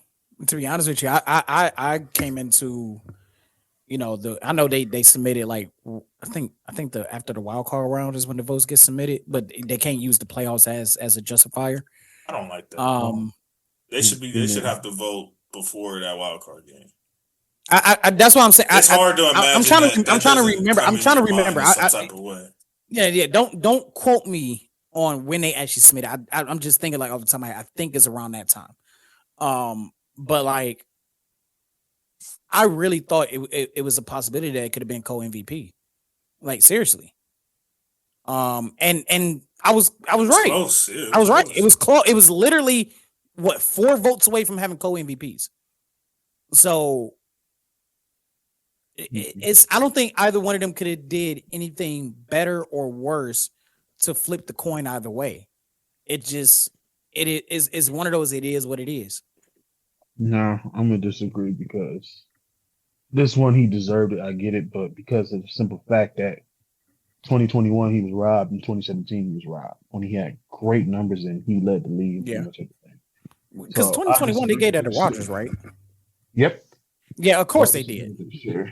So that wasn't Stafford though. That one was Cooper Kupp's. I'm with you on that. That should have been Cooper Kupp's. That was quarterback NFL fatigue where they was just like, yeah, we're just gonna give it to the quarterback. But that look was at the the numbers, greatest though. wide receiver season ever, bro. But he had better numbers than Rodgers. That's all I'm saying. That year? Yeah, he did. 2021 he had better numbers than Rodgers. In 2017 he led the league in pretty much passing yards. I think Adrian Peters is the last non-quarterback to win it. Yeah. That was 2012. And even then, no, 2013. Excuse me. And even then, they were talking about giving Manning over. JJ Watt didn't. Adrian Peterson. JJ Watt. No, not in 2014. No, that was Aaron Rodgers. That was. No, I'm saying that was before. JJ Watt has an MVP, right? No, he does not. Yes, he do. JJ Watt does not have an MVP. Aaron Rodgers beat him out twice in voting. Wow. I could have sworn. Because it's the quarterback award. That 2014 JJ Watt definitely should have won it because he was doing everything on the field. Or 2013, excuse me, where he was doing everything. He was catching, passing. He finished in second place in 2014. Y'all still here, man? Of course. Yeah, the question is, you still here? Where you go? Yeah. You had to go handle some business. I had to go handle some business. Well, since you here while they sorting out what they sorting out, you could tell us if you agree or disagree with these awards. And you got to do a power through because you was gone the whole time. But Tyrell wanted to pop his spit a little bit on the Rookie of the Year for defense because it was his boy that you was hating on from UCLA. Schlesinger. Yeah. Do you agree with that? Is there somebody else you have in mind? Or you know what? I ain't mad at Schlesinger being the Rookie of the Year defense. He came, started day one, and was an impact player. So I can't be mad at that. Okay. I'm just not a UCLA guy, so. Didn't I tell y'all that? I said I knew that's the reason Greg was doing this. I told y'all that. I knew it because he had elite numbers. Offensive Rookie of the Year is Mr. McMillan over there in Carolina. Any objections? Tetaroa. So a guy we covered in the draft extensively. We even entertained drafting him. The Raiders did. Not that I was in the room or anything, but I know they did entertain drafting him. We thought he was a little slow. Ended up having a decent year. They went to the offs and all that. Do I think it should have been Genty? Perhaps with a little bit better offensive line play. But overall, I'm not mad. Damn, there was so many great rookies this year. That's what I'm saying. This was the record that the most rookies was talked about with that award. Yeah, I'm not mad at McMillan either. That's okay. Okay. Myles Garrett for Defensive Player of the Year. Next.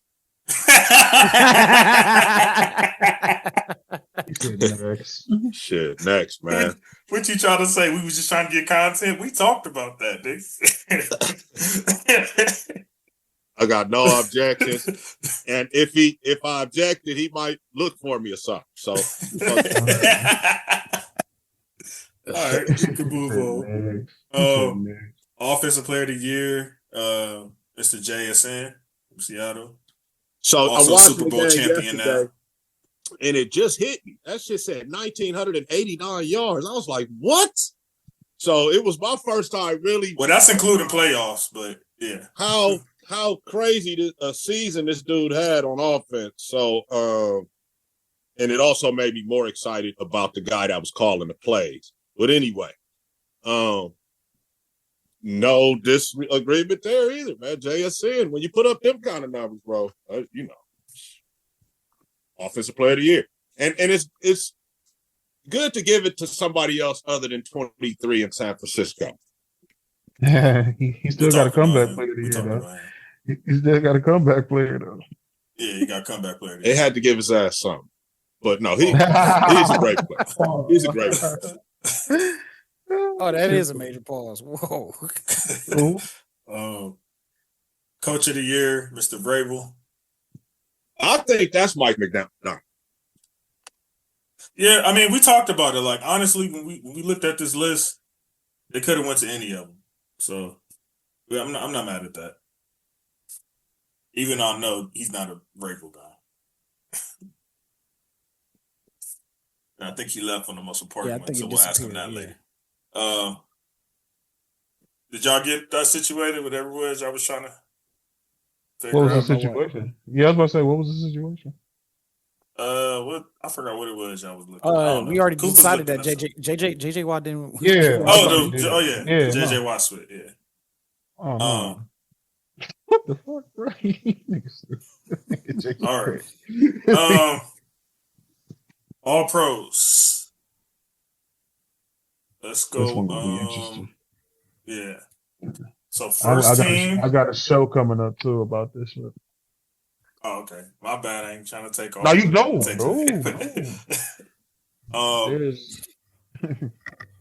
So, quarterback, obviously, MVP Stafford. Well, let me not say obviously because I did Lamar last year. But quarterback, Matthew Stafford, first team All-Pro. Congratulations to him on that. I believe it's his first. I think it's his first All-Pro period, if I'm not mistaken. Oh, my gosh. I agree with Stafford getting MVP. I was so thankful that they didn't give it to Drake May. And he showed last night that he didn't deserve it. Yeah, because if you look at what Drake, and I know playoffs is supposed to have zero to do with MVP, but it's like, look at Drake May against that offense versus Stafford the 3 times he played them against that Right. same defense. Right. You had to go, down there to the end of the game to figure out who was Yeah. gonna win. Not right? even just that. I think overall he threw 8 touchdowns and 0 interceptions against that same defense you guys saw last night. Yeah, he Yeah. was carving them up. I ain't gonna lie. And nobody else could F with that defense. So I think, it shows that, I think that, again, playoffs ain't supposed to have nothing to do with it, but that does put a little extra sauce on it, for good measure. But we're on the, if you didn't know, we're on the All Pros now. So, Stafford was, like the joke I just made with them, I was like, I can't say obviously because I had a did Lamar last year with the All Pro team. So, Stafford's first team All Pro. How you doing, sir? What's up, man? Oh, yeah. Running back is Bijan. A lot of things. I need to pay for him. Fullback, I can't pronounce his name. Y'all know who it is. Call Juszczyk? Yeah. And Northeast then Ohio. the receivers, Puka, Jason, Jamar Chase, all-purpose C-Mac. Again, like Ragu said, got to give him something. I'm leaving here for something. Tight end, Trey McBride. Damn. I said I'm leaving here with something. The left tackle, Garrett Bolus from Denver. Okay. Yeah. Okay. Guard, Joe Thuney. No, that's a good one. Center, Creed Humphrey, Kansas City. Good one. Right guard, Quinn Mirnes, the other guard from Denver. Okay. That's a good one. And then obviously Sewell. That's, also one of the best players in the league in my opinion. For the right tackle. Edge rushers, or are y'all any discrepancy so far? No. Not me personally. Okay, I ain't gonna go too fast.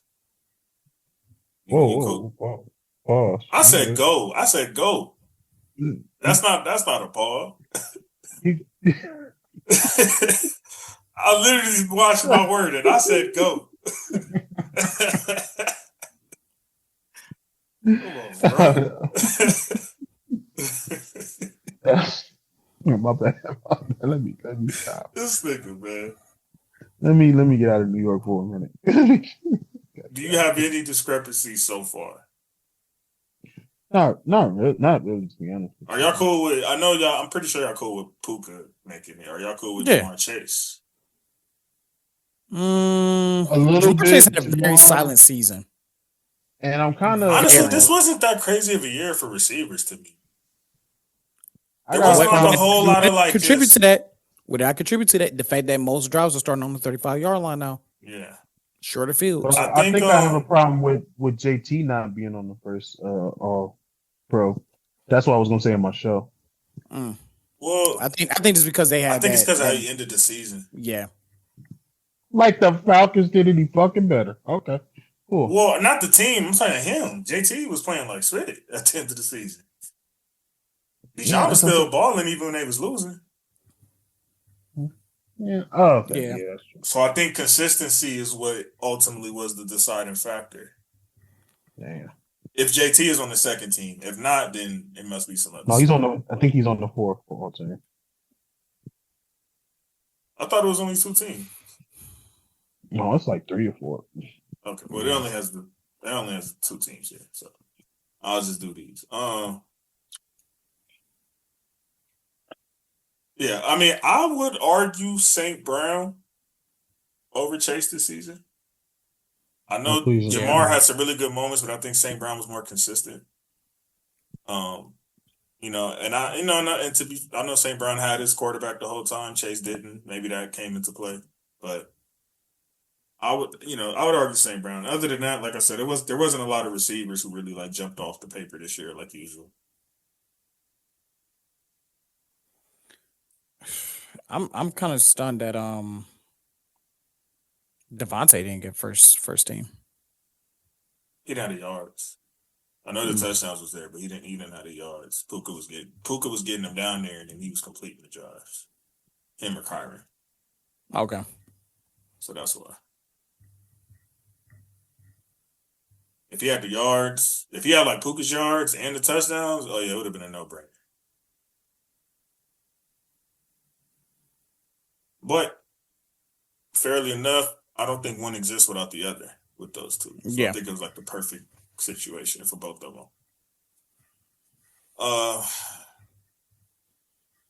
Where are we at? Edge okay, rushers. We're going defense now. Edge rushers. Yeah, you couldn't wait for this part, huh? Of course he did. Already looking at this list, I have absolutely no complaints. Myles Garrett, Will Anderson, Michael Parsons. That looks perfect to me. That is an absolute beautiful first team. Imagine that on one team. That would be so fucking dangerous. I have no issue with that. I ain't gonna cap, bro. Just throw your hands in the air if you're on offense. There is no line. I don't care what your line is. There is no line that can hold that. You have to double everybody. Yeah, you can't do that. So you would have to complete. You would every play. You would completely have to leave at least one player open. Yeah, wide open. Look here. The offensive line be like, I'm tired of this, Grandpa. That's too damn bad. You gonna see them offensive linemen do some Antonio Brown shit. Take the cleats off in front of the mid game. I'm trying to tell you. But you're right. Yeah, cool. That is a beautiful. That is the dominance, man. Shout out to those three. To the interior, a guy who I've been saying is very underrated for years, man. Jeffrey Simmons. Congrats to him. I agree. Yes, sir. And then you got Zach Allen. Denver got a lot of guys. I ain't gonna lie. Zach Allen is definitely well deserved. Shout out to him. Any complaints there? First team? No. That was like the dream line. I know, right? That's the dream line. Linebackers, we got Jack Campbell and Jordan Brooks. Jordan Brooks was very slept on. Well deserved. I'm so glad he made it. Cool with that, real? Yeah, I'm cool with that. Yeah. Then we got the corners. Man, all he heard was Myles Garrett. He don't give a fuck. Yeah, he good now. You see him not looking at the camera. That's it. It's looking at the camera. You see him like, fuck that other shit. Fuck everybody else. Myles Garrett on that motherfucker. Myles Garrett is getting in that. Remember how you used to talk about Aaron Donald? That's Myles Garrett to me now. Just there's Myles Garrett and then there's everybody else. Oh my God. This is David Ruffin, and these are the Temptations. Essentially, I just watched that movie today. That's right. I'm the one selling the records. They coming to see me. They coming to see the Temptations. Ain't nobody coming to see you, Otis. Otis, right. Oh, he's back. You can work it like me. Yeah. Had a little something to handle. Where we at? Okay, so we're on defense, so I want to power through the offense, see if you have any discrepancies. Matthew Stafford, quarterback. This first team All-Pro, by the way. Stop me when you have an issue. You have no issue with that. Okay. Bijan at running back.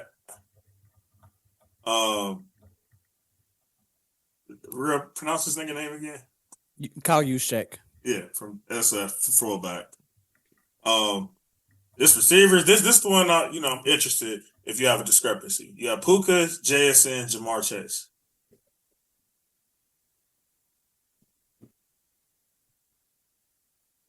Look at this nigga. First team wide receiver, National Football League. So yes. I ain't looked at Jamar Chase's numbers. That was what I brought up too. That was what I brought up too. So I'm glad it ain't just me. Look, for me, man, the eye test first team wide receivers for 2025 would be Puka, JSN, and Pickens. And Stephon Diggs, man, for me. But I like the Pickens. Cool. I would have put Pickens over Chase. I didn't even think about it. Maybe even George. Yeah, maybe even George. But I'm just thinking, And you know what? A lot of my views, bro, I ain't gonna lie, are skewed by the playoffs. It's because that's what we just watched. So the regular season seems like kind of a long time ago now. And I'm going off of the, catching the balls in the snow with a quarterback that's suspect and advancing in the playoffs, all that type of thing. But you're probably right about George. But I'm gonna still stick with my guy. Because like I asked Coop last week, I appreciate the restraint. Tell me somebody better than Stephon Diggs. So I'm gonna say Stephon Diggs. I like Pickens. I brought up. Here's the Mark Chase numbers: 125 catches, 1,412 yards, average 11.3 yards per catch, and 8 touchdowns.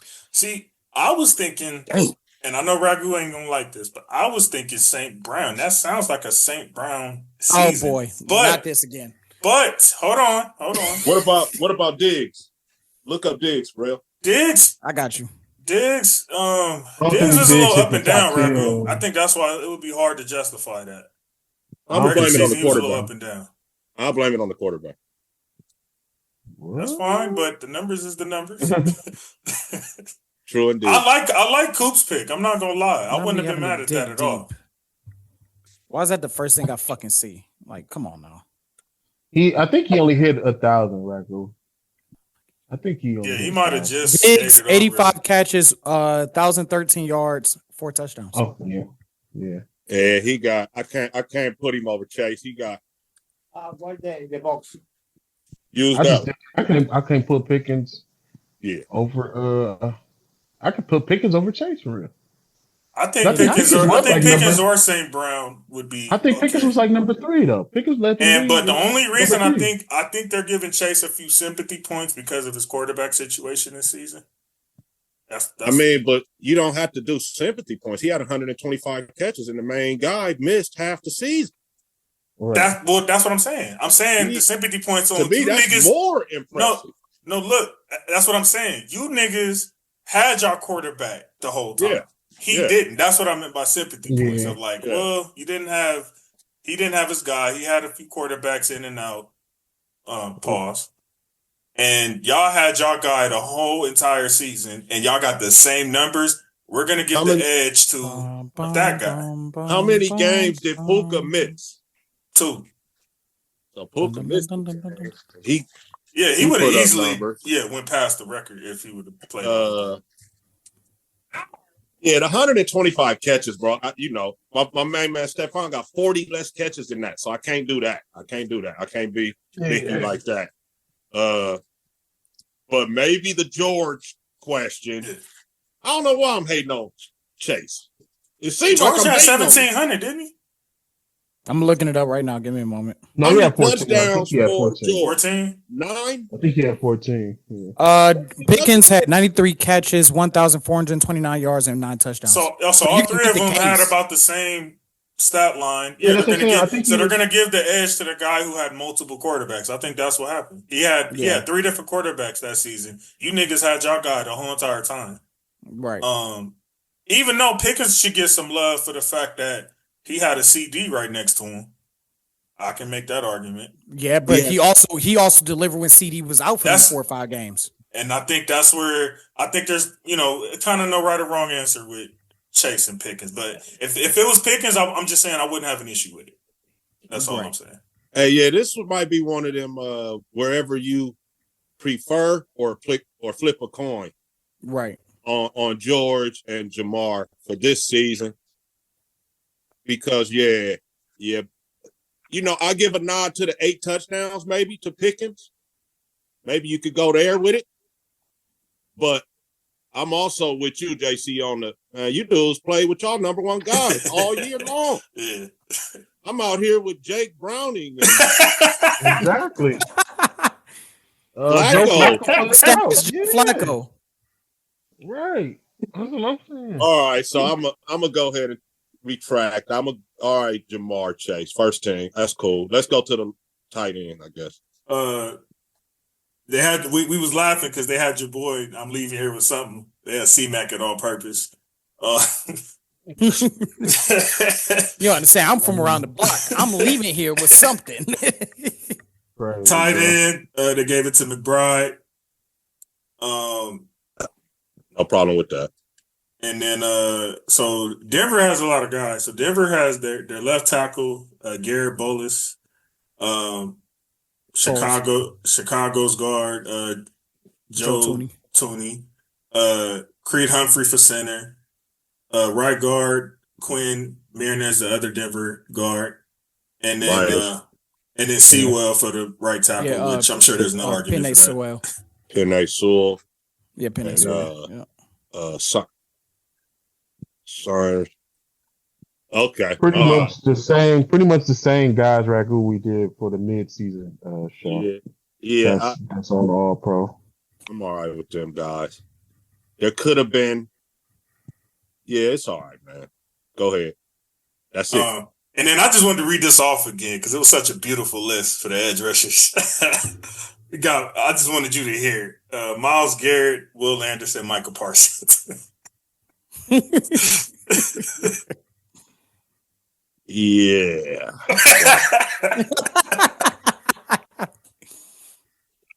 You got it. So I don't even think that the first team tackles would, do all that well against them three dudes rushing all day. That's what we was just saying right now. That's what we was just saying. He was like, good luck if them niggas was on the same squad. Dude, this thing, you got Parsons coming from one side and Miles. Wow. Anyway. And not only that, but like Parsons can play linebacker too. He can go right into the same position like it's nothing.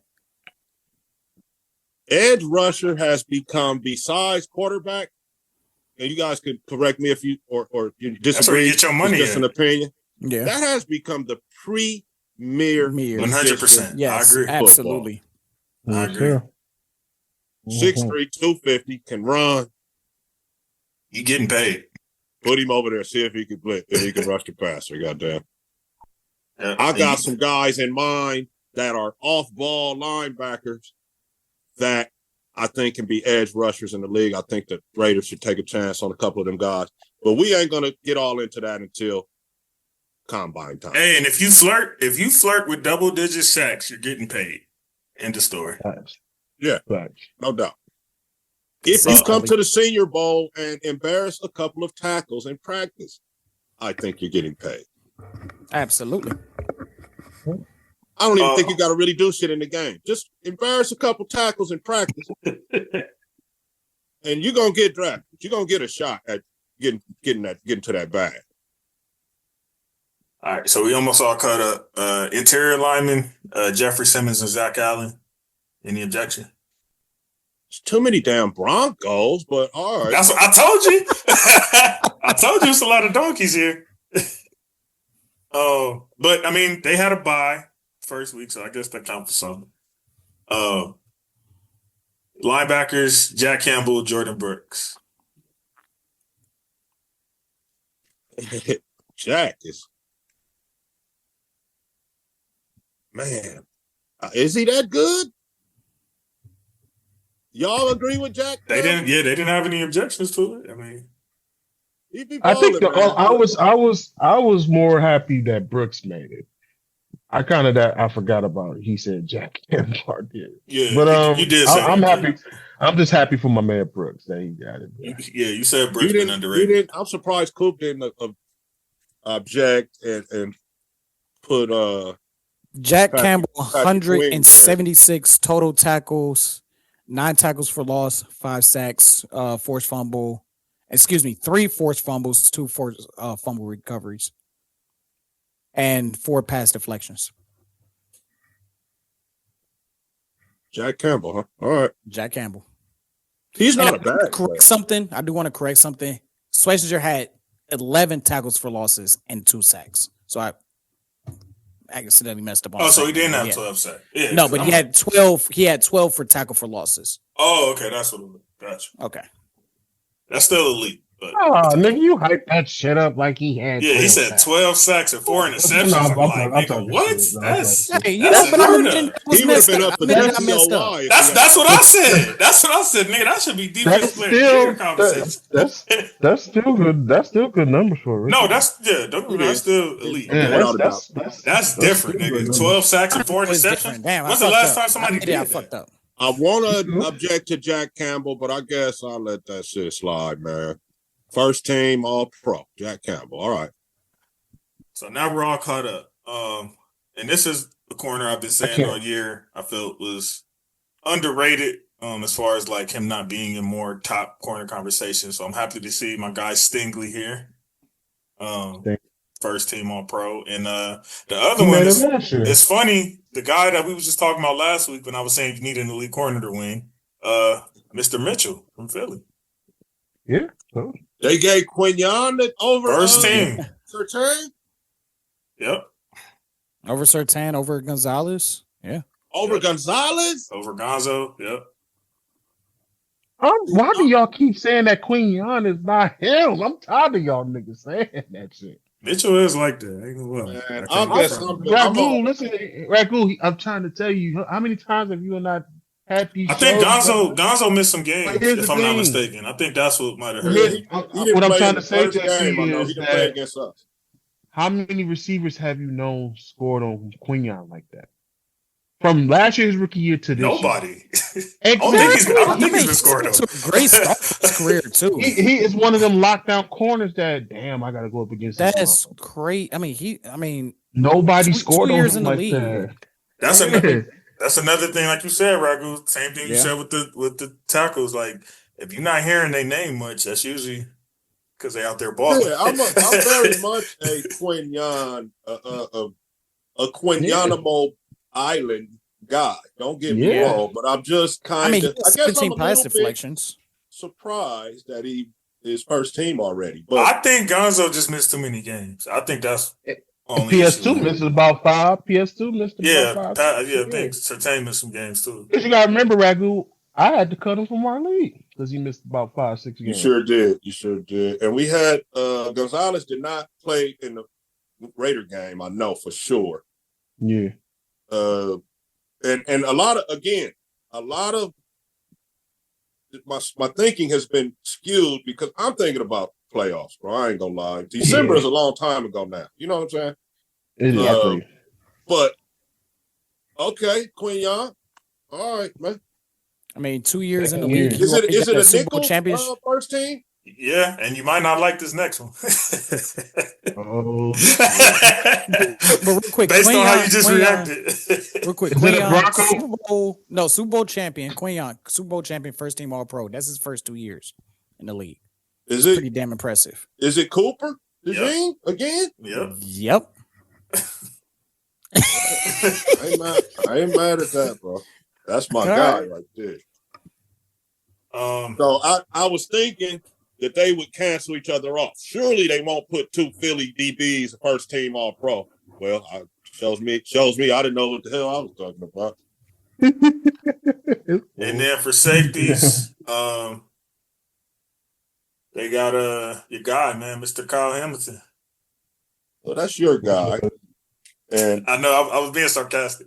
And he Kyle was definitely no brainer. He is a positionless football player, and they just have to use him as safety because of, I guess, kind of he lines up back there a lot. But that dude is all over the field for them. Hold on. Yeah.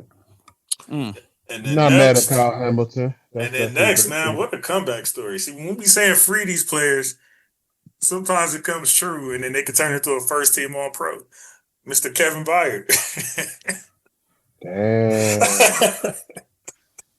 That's his second, matter of fact, second team to lead the league interceptions with. Shout out to you, my brother. Yeah. Because he had what, 9? I remember who was we arguing with the Titans. Who was we arguing with about him early this season? I remember us having arguments about this. I'm gonna have to go back and check some episodes. Somebody was talking crazy. Tyrell, if it was you, nigga, speak your piece. It wasn't. I'm gonna find No, out. it wasn't Tyrell. It was Might have been Dre. Nah, Jay It don't. was that goofy. I think it was his goofy ass. Nah, Jay don't be getting into debates like that. Not to that. Not to that level. It wasn't Dre. I can promise it was. I'm gonna find out though. I'm gonna go do my homework. Yeah. Look at some transcripts. It could have. Was it Reek? Could have been Reek. Reek is possible. Rick be low key talking. Reek on the low, be low key talking some shit. Reek, I miss you, bro. But yeah, shout out my guy Reek. I miss you, Reek. But you be talking some shit. The other safety ragu was Mr. Kevin Byard. They freed him from Tennessee. First team All Pro. Byard did have a good year. And in my mind, I'm sitting here trying to not let him be first team, but not this year. I guess it ain't really no safety unless you Derwin James. But I think Derwin James and Kyle Hamilton are the same guy, so you don't want to put both of them as first team, and I can understand that. So I think your boy had a great season over there in Carolina too. Trayvon Merrick, yeah. Is he second team? Trayvon. Anyway. I haven't seen it yet. We'll see. Okay. In a minute. Byard, you heard his name a lot. I can't lie. Byard is. I'll take that. Chicago, right? Yeah. Yes. He got freed from Tennessee. Fine. So that's what I'm saying. We'll be saying free these niggas. Sometimes he made some plays this year. I'll give it to Byard. Yeah, he didn't. I watch a lot of foot though, and I try to take some of these accolades away from some of these guys, but Byard, man, his name was ringing. He made a lot of plays. For sure. 4 interceptions, if I remember correctly.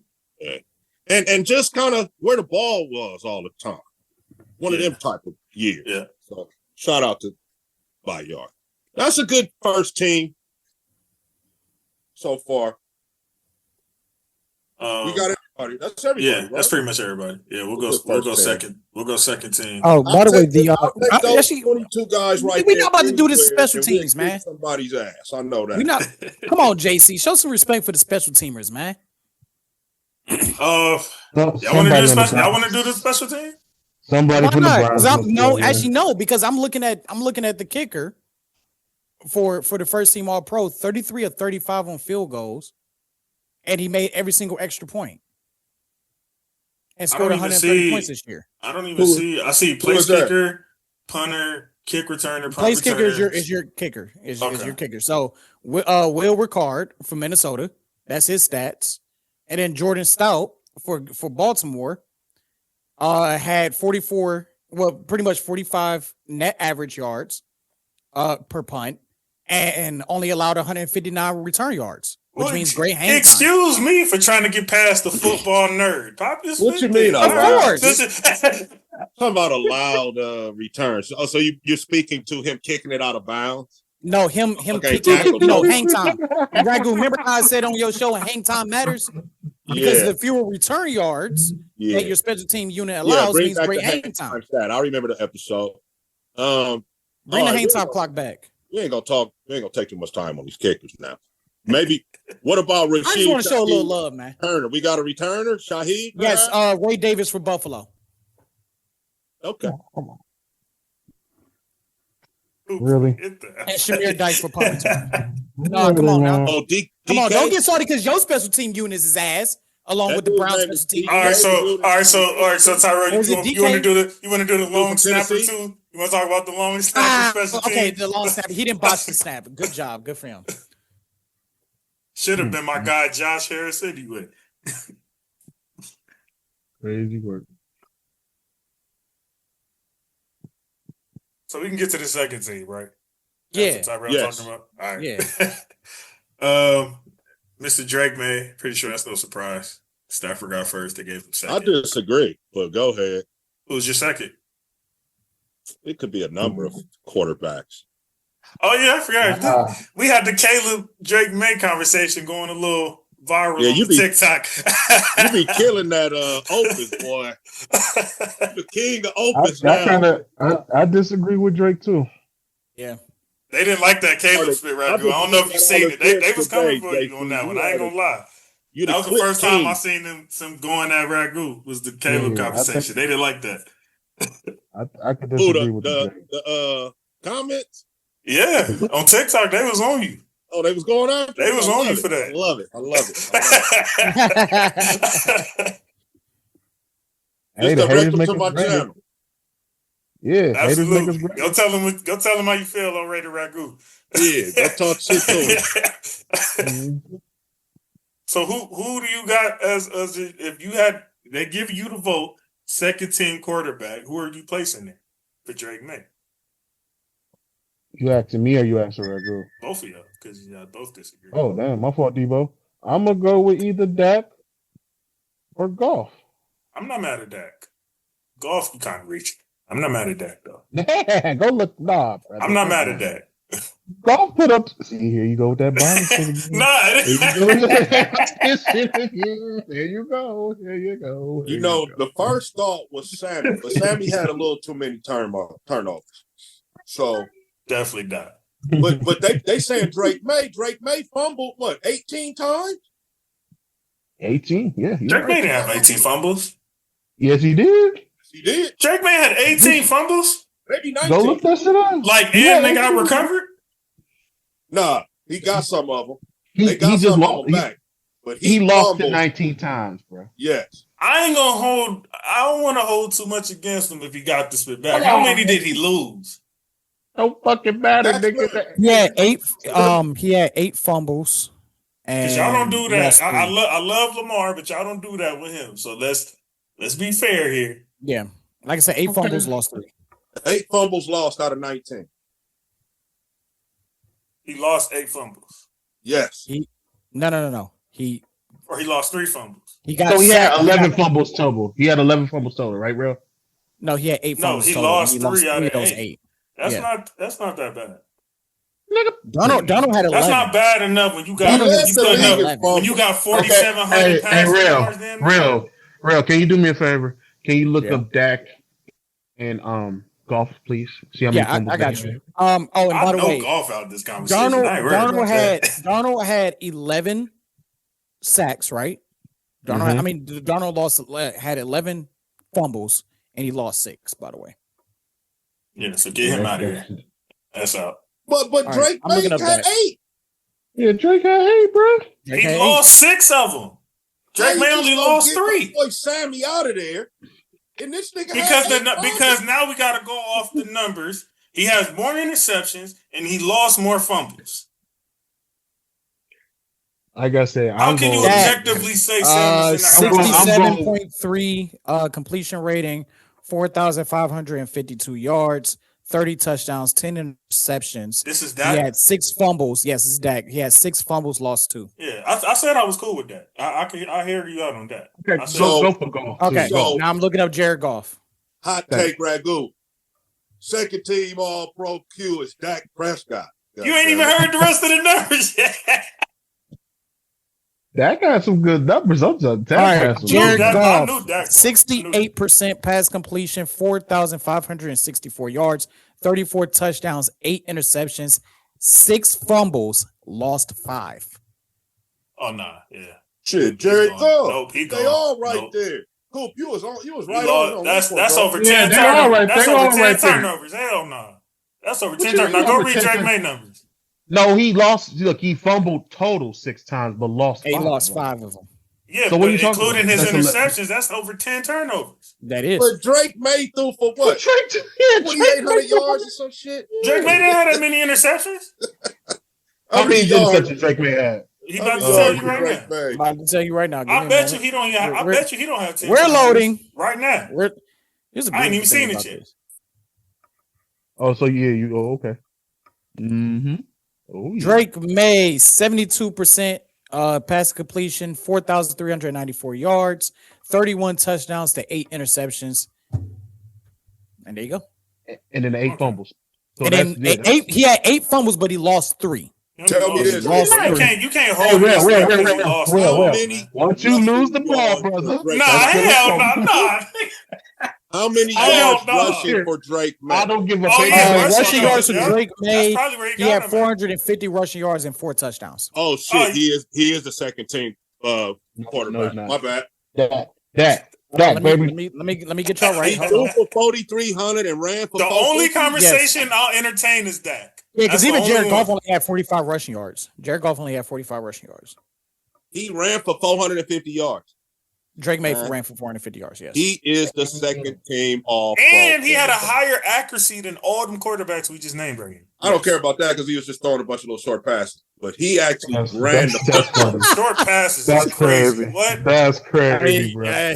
Let's go look yeah, at Dak had Bootsy's 177 long and 2 catch. touchdowns rushing. No, the Hold on, but here's 450. the thing. The 450, you 450 running did for it your for me. life. But you running for your life. If y'all say that left side was weak as hell, you running for your damn life. So he had to do the 450. Some of that city had No, to do a lot of times though, it was just like the Red Sea open, like nobody was spying him, so he was I'm like, sorry. "Oh, fuck it, I'm just I'm going to sorry. run up the I'm middle." I'm sorry. Real, do Look me a here, favor, bro. Real. I don't mean to wear you down on the stats, No, but you good? how many yards did the New England Patriots finish with total rushing? Like, what was their rank in rushing in the league? I got you. Give me a moment.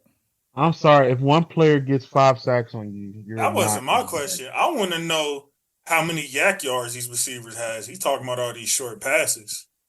What they average in yak? What did them bum niggas average That in that? motherfucker That's threw what I for want to know. 72%, man. Them He niggas he wasn't doing split. He was checking down. Stop it. Them niggas ain't even like that to just be checking down. What are you talking about? 72%. They not even like that. 72%. The only one that can rookie. do split like that is Diggs. Check down Charlie. Ragu, give me a moment because I gotta. See, do you some say I advanced- didn't watch gotta do some Caleb. advanced You math. for Hold sure on. didn't watch Drake May. No, I'm hating on him. I ain't gonna lie. I'm hating on that motherfucker. Make sure we get this right. I ain't gonna lie about Ragu, it. give me a moment. Yeah, you all good, Nah, man. bro. I See, got- you I gotta far, break out the bro. pen and paper. We need I Isaiah can back for the I can stats. You continue take to too damn long, nigga. disparage Drake May We while still you low look up quarterback. the stats. No, I can. He said, "I'm just hating on him." Yeah, I'm hating on him. He threw for Good thing I don't need that. 72%. Your ass. All right, so 3-yard New pass. England Patriots were on rushing offense were 6th in the league, number See, 6 in the league. You will finish top 10 in rushing if your quarterback runs. Trey Henderson had 911 yards. Yeah, Trey Henderson had Trey had 911 yards. Stevenson Okay. had Trey had 603. 900? Yes, Yeah. and Drake May had Wow. 450. That's why I When said your Drake was kind of. quarterback can run for 450 Trey had yards. time to get 900. This nigga wasn't Trey even had playing like that. 911 yards. That's why I they said split. he was. Oh my god. Yeah, Trey had 180 rushing attempts. Stevenson had 130, and Drake May had 103. Wow. Wow. And these are the averages. Henderson averaged 5.1, Stevenson 4.6, and Drake May 4.4. Henderson had 9 touchdowns. Stevenson had 7. Drake May had 4. Shit, he's good. Am I tripping? Wait, real quick. Am I tripping, or did we barely Drake see May Trey is Henderson a on the fucking Nigga field? said he's last night? good. It took you all that to realize. Wait, hold on. What Yeah, did I it say? did. What you It say, did. man? What you say? The shit just Am I hit you all of a tripping? Now sudden. that I'm sitting here thinking about it, am I tripping, or did we barely see Henderson on the field last night? Now that I'm sitting here thinking about it. Yes, They they gave was him losing the most of ball. the game. They gave They him the weren't ball. running. No, Yeah, but even when they was running, it was bro, they were giving it to I'm like, Stevenson. Now I got it. They've always Tyrell. They've been doing that. Y'all niggas was not watching football this year. They've been doing that all year, Tyrell. Stevenson has been their main premier guy. But Henderson has more carries, so that's your running That's back what I'm one. saying. Because Yeah, Stevenson Henderson got injured for some games, and then that's when they was force feeding him for those few games, and Henderson went off That in is those right. games. That's true. I gotta That's look why I up. said Hen- I gotta look up That's why I said Stevenson's Henderson was contract better than. because- That's why I Stevenson said has been Henderson their was- guy. That's why he started yesterday. That's why I been their said guy all Henderson was season. better They than- never really came off that. Is he Oh, under that's- contract still? I gotta look that up because he's a But Vegas. that's He's why from I Vegas. said what I said about Stevenson? Henderson Yeah, on that your would be show, a great Raccoon. addition to the squad. But JC argued with me about that. That's why I said Henderson was better than Jenkins because he still had more rushing yards and he could catch out the backfield. That's why I said Henderson was better than Jenkins in that episode. Because that's what I'm I don't saying. necessarily disagree. That he was. I remember that being the thing too, coming out of the draft. That Henderson was a better receiver. Hell, Yeah. Tyrell was mad that they drafted what's his name? Quinshawn Henderson. over Henderson. Yeah. over Henderson. Oh, wow. I'm still a little bit taken aback by the 72% completion percentage and the Henderson still has 2 more yards years left. He signed a 4-year deal. I'm over here a bit fucked up. Drake May, premier player in the National Football League with them type of motherfucking numbers. I don't care what happens. Yes, and it ain't like he got all these crazy receivers and tight ends and shit doing it. He got some mediocre people. I heard he got a bunch of big brothers and shit too, and he like the youngest of a. Well, we spending too much time on the Patriots though. A bunch of I didn't realize. Drake, that's what's making time. Stevenson is move on for the 2 years. Well, Ragu, real quick to answer Ragu, because Ragu said he was going to look up Stevenson's contract. Stevenson signed a 4-year contract extension back in 2024, so he's already completed 2 years of his deal. Yeah, so that means he's still under contract. Stevenson is a workhorse, but it's good. It's great to have like an elusive back like Henderson. You know, especially a young boy like that. Yeah, young boy like they have like a Montgomery Gibbs kind of situation going on, just not quite at that level. I don't want to disrespect Gibbs, but that's what they were attempting to do. They're not trying to. They're trying to be careful with overloading Henderson already. Right. Because they know what he is. Henderson is going to be one of them ones for sure. Hey. But let's move on. So Mr. Make-A-Wish has a second-team All-Pro running back now to take away from one of them millions of excuses they be having. Shout out to Mr. James Cook. Cooper, I think you owe him another apology just for good measure. How you was hating for years. Mr. James Cook. Hell no. I said what I said. Hell no. Shout out my nigga James Cook, man. How you feel about that, Ragu?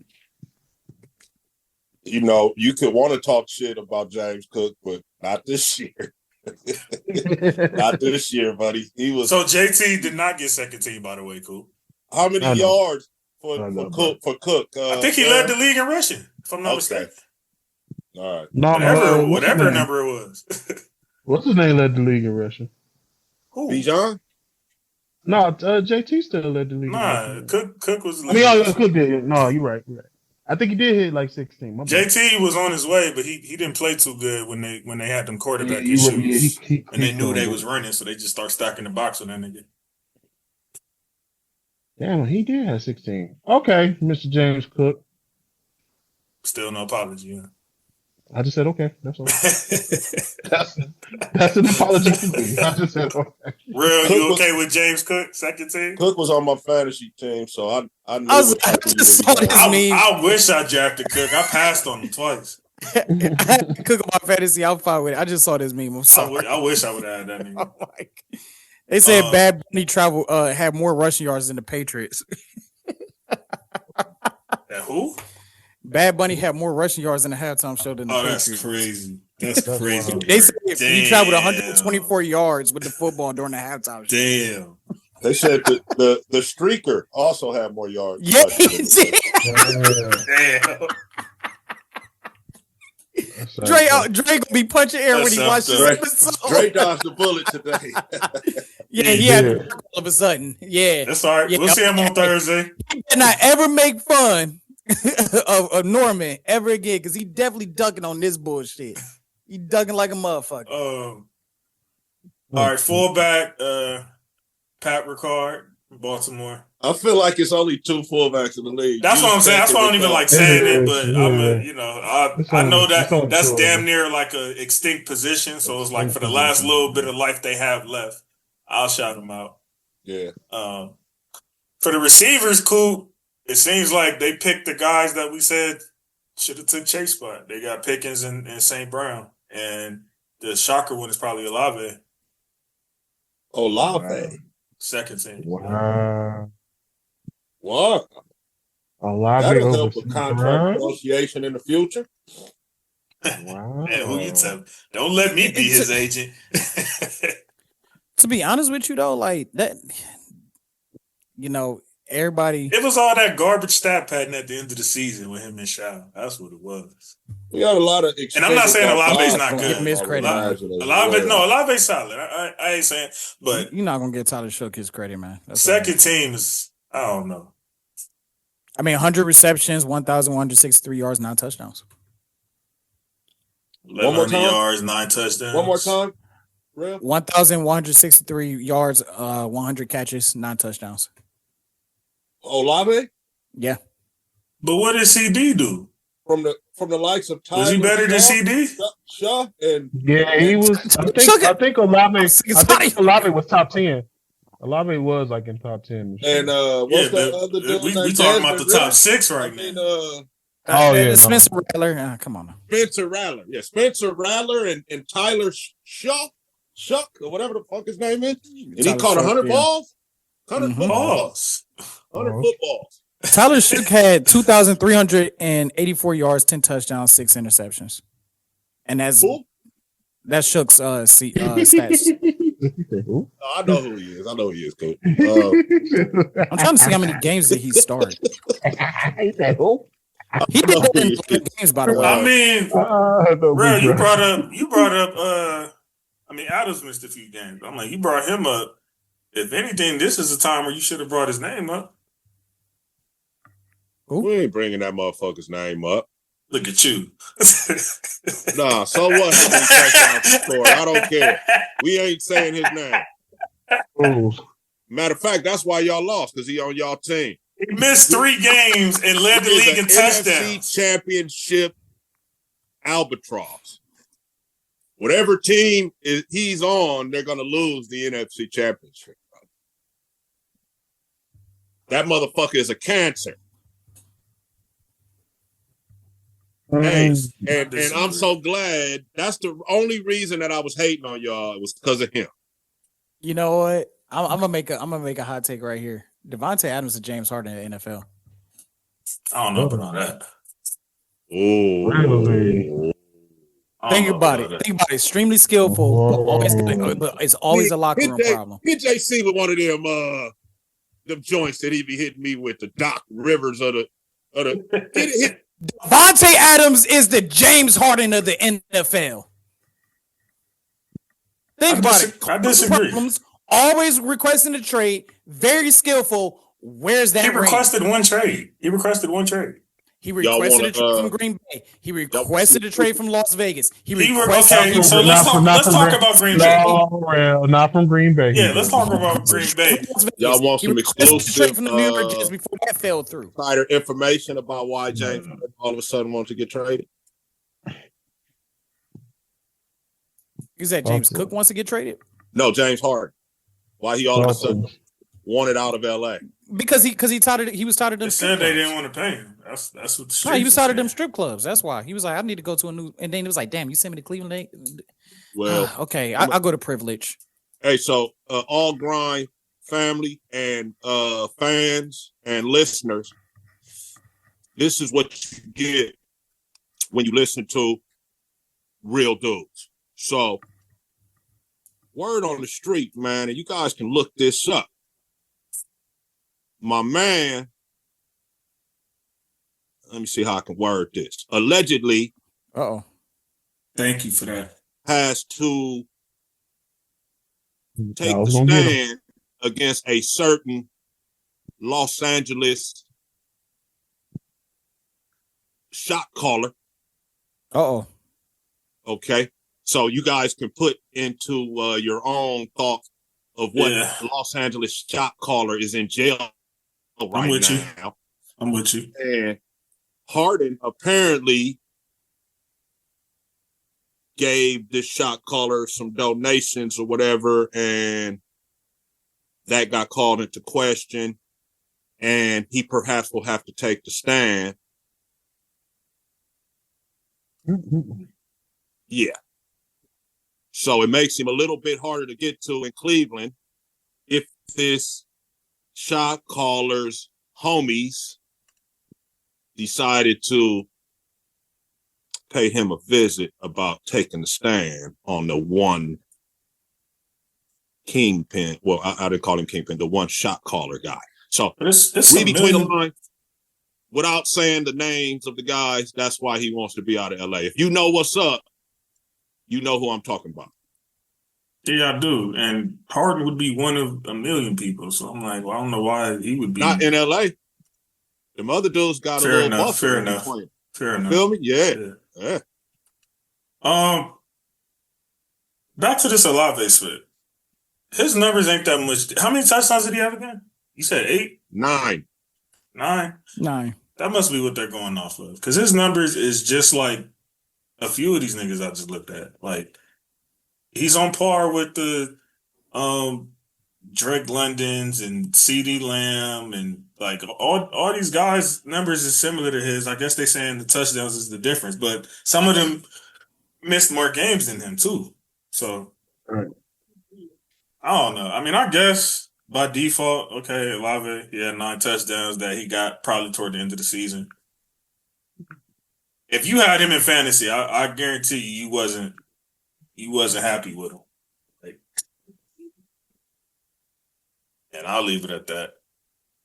Other than that, you guys are fine with it? I mean, you was probably already upset if you had any receiver from New Orleans. New Orleans, yeah, pretty much. But if you did get stuck with him, at least it could have been worse. The only way you'd be cool if you snuck into the playoffs with him on your team, I'm pretty sure you was happy at the end. Like, if you somehow got in playoffs, he wasn't the reason you lost, but he wasn't the reason you made the playoffs either. That's the best way I can put it. That's a perfect way to put that, brother. Not gonna lie to you. But as far as us being happy, yeah, George Pickens, but we can move on from another. Yeah. Another one. All purpose for second team is Mr. Bijan. So he made first team running back and second team all purpose? Yes. Wow. All right. Hey, Ragu, check out Instagram. I wonder. I sent you something if that's what you're talking about. I don't know if you're talking about that or not. And this one might be a shocker. And honestly, I know they say they don't give you comeback player of the year because you were trash, but I would say this is a great comeback story. Second team All Pro, Kyle Pitts is the tight end. He had a breakout year. For a lot of buzz talk going into this season, I agree. He had a very strong year. And I was completely done. Now, if he gets paid, because from what I'm hearing, this was a contract year. Do we see this going forward? We're going to find out what Kevin Stefanski and the rest of them people going to do. I think Stefanski's going to get him involved. It depends. He got to see who he getting him for a quarterback first. Why not?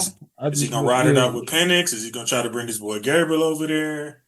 They already said Cousins is gone, so that's out the question. Are they going to draft somebody? Well, they don't even got their pick. We got it. Yeah, Kirk Cousins will be a pro June 1 release. Yeah, because they need to do that because they need to split that money in half on the books.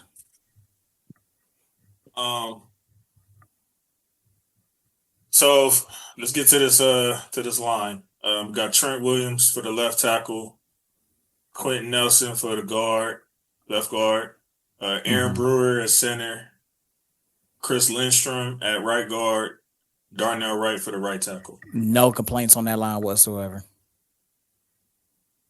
No complaints.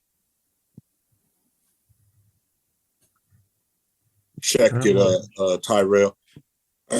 That's Williams still making the all pros. That's what's up. Can you say that line one more time, JC? My bad. I was doing something. My bad. Oh, I think he said, hold on for a minute.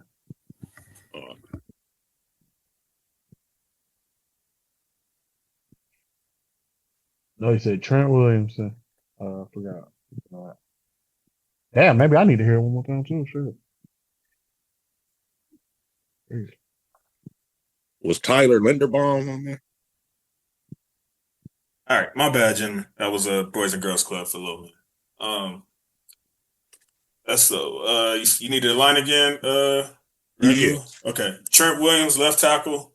Quentin Nelson at the left guard. Aaron Brewer at center. Chris Lindstrom at right guard from Atlanta. Darnell Wright at right tackle. Damn, at one point, Quentin Nelson was in the talks with the first team. Probably because of how the culture He crumbled. was cool. Good catch. I do remember that. He sure was. That Probably first half how of the season. Yeah. Damn. Okay, I'm good with that.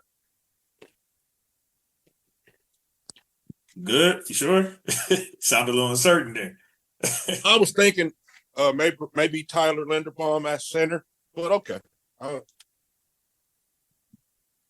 I'm not mad. All right. Let's talk about the fun part. These edge rushers. Let's get it. Mr. Brian Burns, Denelle Hunter, absolutely well deserved. Aiden Hutchinson.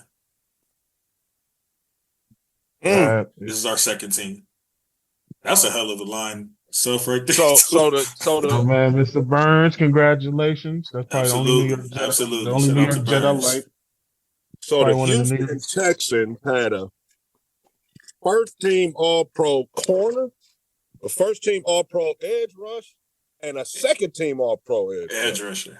Yep. Yes, sir. And that sounds about right. That sounds perfectly right with what they did this season. Yeah. Yep. I have no issues with that. I'm trying to hate on Aiden Hutchinson. Don't do it. Tyrell, it hurt your feelings when you read them numbers off. Aiden Hutchinson numbers? I just looked at that video, Ragu. Interesting. Yeah. He was wasn't Hutchinson like number 4 or 5 in sacks this year? Okay. Might have been higher than that. He was leading for most of the season. No, because I know Garrison and Burns. Until Garrett turned up, had like 7 sacks when he came for some split. Garrett and Burns was like top 2. Yeah, Burns was definitely up there. I think Benito was up there at one point. Yeah, Hutchinson. So Benito lost his second team spot too. Yeah, 54 total tackles, 35 quarterback hits, 14 tackle for loss, 14 and a half sacks. And he also got an interception. You trying to hate, Ragu? Got an interception. Got 3 pass deflections. I'm trying to put forced fumbles. My guy got shut down for the last 2 games, and we only won 3 games. So okay, all right. So why? Oh, you trying to get Max in there?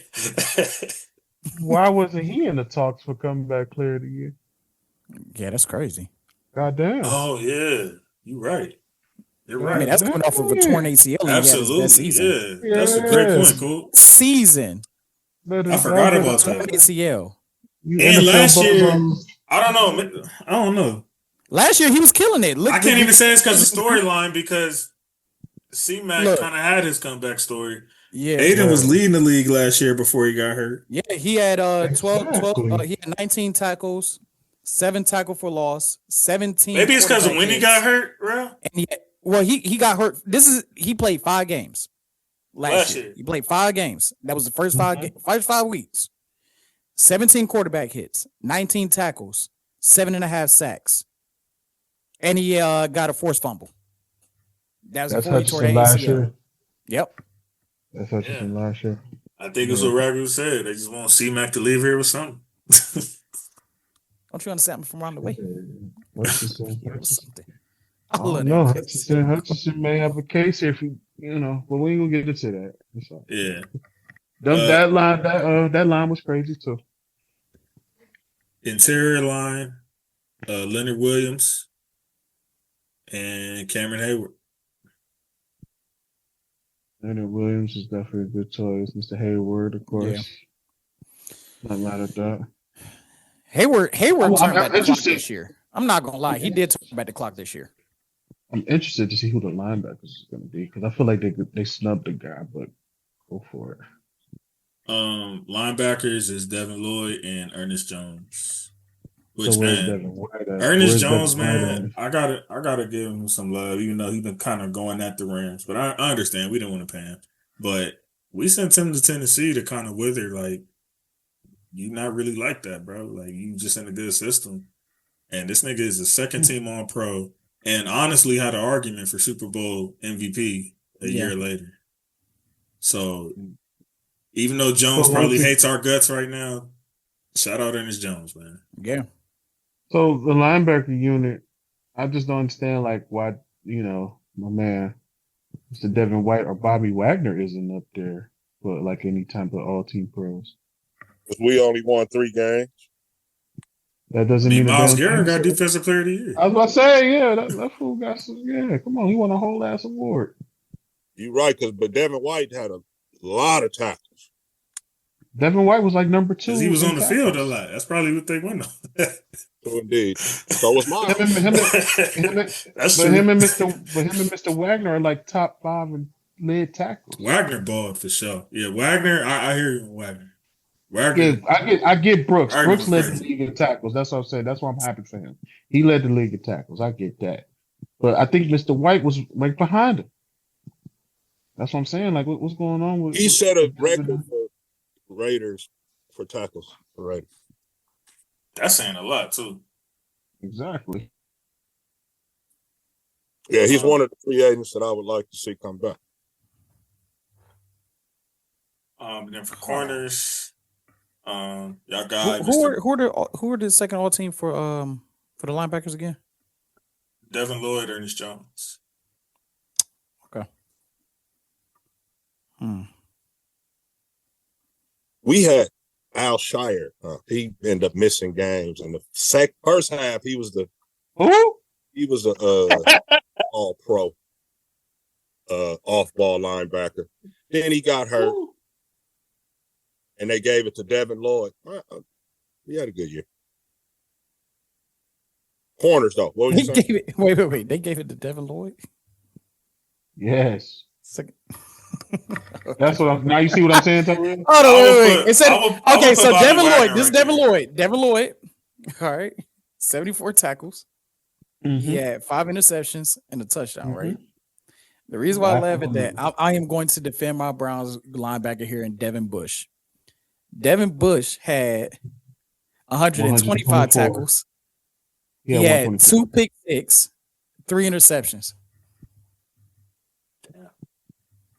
Wow. And Lloyd got it over. Okay. He should be something for that. Yeah. For real. I'm cool with that. Season, or Bobby Wagner. Either one of those over Lloyd is fine. I'm gonna keep it 1,000 about Wags. He's a little bit of a liability on pass downs now, though. Yeah, he's also 36 years old. I know. I'm not but saying. nah, I'm with regular. You don't get extra points for that, nigga. 36-year-old. What you doing? Yeah. 36-year-old who got damn 160 tackles. Yeah, and that too. Yeah. True. But they gave it to Devin Lloyd. Okay. 160 some tackles. It could have been Devin White as well. Yeah. Yes. They gave it to the wrong Devin. Let's just say it. The wrong Devin got second team All Pro. All good. Corners is your guy, PS2, and Devin Witherspoon.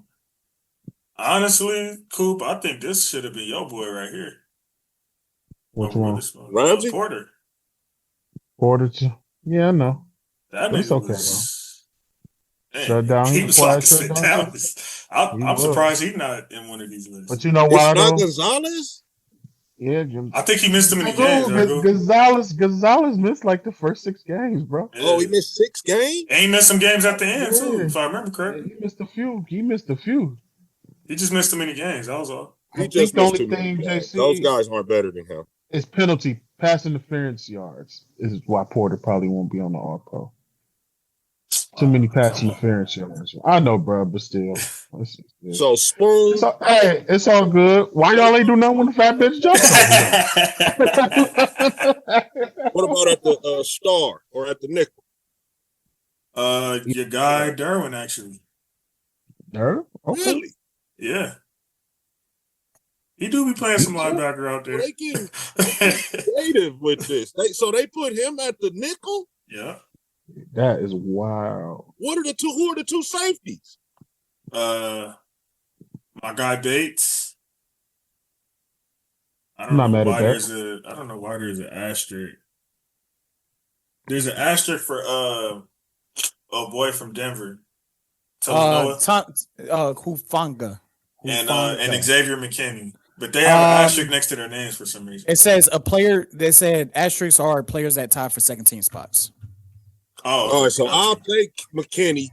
Hufanga, I saw. Man, there's too many Broncos, bro. Fuck that. There's too many, bro. They defense was cracking though. I ain't gonna lie. Man. Hufanga had 106 tackles, 6 tackles for loss, 2 sacks, 11 pass deflections. See, and I seen Hufanga. Oh, but that was in a play and a forced fumble. See, I'm all my mind is fucked up. Yeah, with the play. We gotta start doing this, but they don't do this shit until last week, huh? Yeah, they gotta start doing this shit sooner, bro. Well, they announce it because I'm thinking about they're saying that they do it after the season ends, but they announce it like a week. They used to do it like around the division round, but I guess though they got 3 safeties on this team. Yeah, it's crazy. That's right. Y'all cool? Are y'all cool with Bates though? I gotta talk. Yeah. I have no issue with Bates at all. I got no issue with Jesse Bates. Bates is one of the most underrated best safeties. I'm gonna call Roger and talk. I mean, what's going on the collapse that happened with Cincinnati alone should show people how good Bates was. Yeah, they have been. Ragu, I feel like Roger Craig only made the Hall of Fame because he watched our show. Remember, we was talking about that. Remember that? We did. Well, Roger Craig was in the Hall of Fame. Now he in there. I was like, oh, that's because I always questioned. Even when I was younger, I'm like, how the fuck is he not in the Hall of Fame? First running back to ever do 1,000, and I think he did that for multiple. But you know why he had that fumble in the 1990 NFC Championship game? That's why. When Ronnie go to knock on the door and he already there to open the door. Right. He's like Ronnie Lott. And I just want to say, when 2 niggas was on your team come to the door with gold jackets to give you one, that was a hell of a team. Yep. It was, bro. That was a hell of a squad they had. I don't think Charles Haley and Roger Craig played on the same team. Did they? Yeah, Haley got 3 from San Fran. I want to say Roger was there at the beginning, but I know Ronnie and Roger Craig played on the same team. Yeah. But yeah, no, that was awesome, man, and I'm happy for Roger Craig, Mr. High Knee. Yep. Someone said them high knees finally paid off, and he was very deserved. Long overdue, very long overdue. Hey, and Coop, they follow from Bernard, bro. You know, they do. And then, I know we spent a lot of time talking about the Belichick thing last time, so we didn't even get to the actual people who made it, the finalists. But the first ballot inductees for players is Drew Brees, Fitzgerald, Luke Kuechly, Vinatieri, and I think that was it.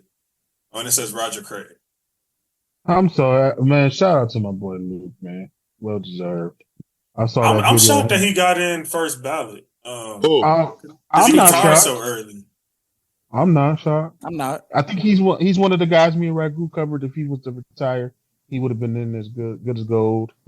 So Luke Kuechly, the way I saw the video of Julius Peppers in his house, that was a pretty cool. And Randy Moss with Larry Fitzgerald. I didn't realize. Yeah, I didn't realize that Peppers was still in Carolina. Oh yeah, that second stint. I forgot because I forgot Peppers went back to Carolina. Yeah, because I was like when Kuechly came in the league, Peppers was already in Chicago. Yeah, that was a good little video. Them 2 are well deserved. But it sounds like no issues with any of those first ballots, right? No, not for me. It can start to get slim for some guy. Vinatieri makes sense. I mean, dude, you hit 2 game-winning field goals. One of the more accurate kickers. I think he was the most accurate kicker when he retired. You got 2 of the best kicks in NFL history. Sorry, Ragu, but let's call a spade a spade. Those are 2 of the greatest kicks in NFL history. Oh, Vinatieri is no question. That shit is no question. He's a Hall of Famer. Shit. He was doing that shit in the snow. Yeah, that's what I'm saying. Sorry, Ragu, but those 2 kicks against the Raiders was the greatest kicks I've ever seen. We could put a button on it there, man. Appreciate y'all. It's episode 185 in the books. Yes, I know. Look at you. Let's go. And I was gonna ask you too. I was like, you ain't saying all episode long. I knew what it was because I had to close out my final cut from the last episode before I even hopped on here. So I always put like the number for the next show. So yeah, episode 185 in the books. Appreciate you, my brothers. Once again, anybody who's listening in your car, wherever you at, checking out the All Grind Sports Show, just make sure you hit that auto download button. This is the podcast Avengers in the building today, man. Everybody that's here today has a platform. We got my guy from the No Big Deal. Tomorrow, guy straight out from the nosebleeds, and then the YouTube sensation, Mr. Rated Ragu himself. Yes, sir. Make sure y'all subscribe to all of my brothers, man. Go show them love. You can get what you need from each of these different shows, man. I know, we come here together on All Grind, but they all got their distinct ways that they dissect the game, and it's really fun, man. I'm fans of all of these guys' shows right here, so make sure y'all go check them out. Appreciate it. Cool. I'm sorry. You want to say something, cool? No, I was just saying. I was just saluting my brothers. Yeah. Appreciate y'all, man. That's the 25-26 season in the books, but we got plenty more. We got March Madness coming up. We got the draft coming up, and then y'all know it's playoff time for my personal favorite sport. So we got plenty of content coming, man. Any last words, fellas? Yeah. Going live 7 p.m. tomorrow. Super Bowl recap show on my channel. I pushed it back to tomorrow to be on here. And Wednesday or Thursday, we're going to be talking about the state of professional wrestling. Mm-hmm. Well, for us over at the Rated Ragu Network, it is all full speed Raiders, coaching staff, filling out, and free agents that we want to keep that are on the Raiders right now. That's what we're doing this week. And I'll be tuned in. I ain't even a Raider fan, but like I said, one of my favorite podcasts. I'll definitely be tuned in to hear that. We appreciate the honorable show. We got more hip hop for you. I just dropped the hip hop show Saturday. You just did what? I'm doing the WWE show. I'm continuing. What'd you say you just dropped? To the hip hop show. Anyways, and you talking shit about me? And you was talking shit about me? And you did a whole hip hop show? I sure did. Yeah, all right, nigga. I sure did. You can't talk about me no more. Yes. Oh, yes. I already dropped the mic. I'm gonna check it out. Jumped out. So I got some draft stuff coming up, and I'm also gonna do a 90s rewind segment on the show, to where I'm gonna be breaking down some stuff. I'll break it down to y'all soon, but I got some more shit coming for y'all. But yeah, man. Look for it on the Honorable Show. And McVay trust. Go Lakers. Go Dodgers. Go Sparks. Peace. See y'all later, man. One love. You flatline. Make a master plan. Watch it backfire. Burn it all down and collect the ashes. Build it back. Respect your passion.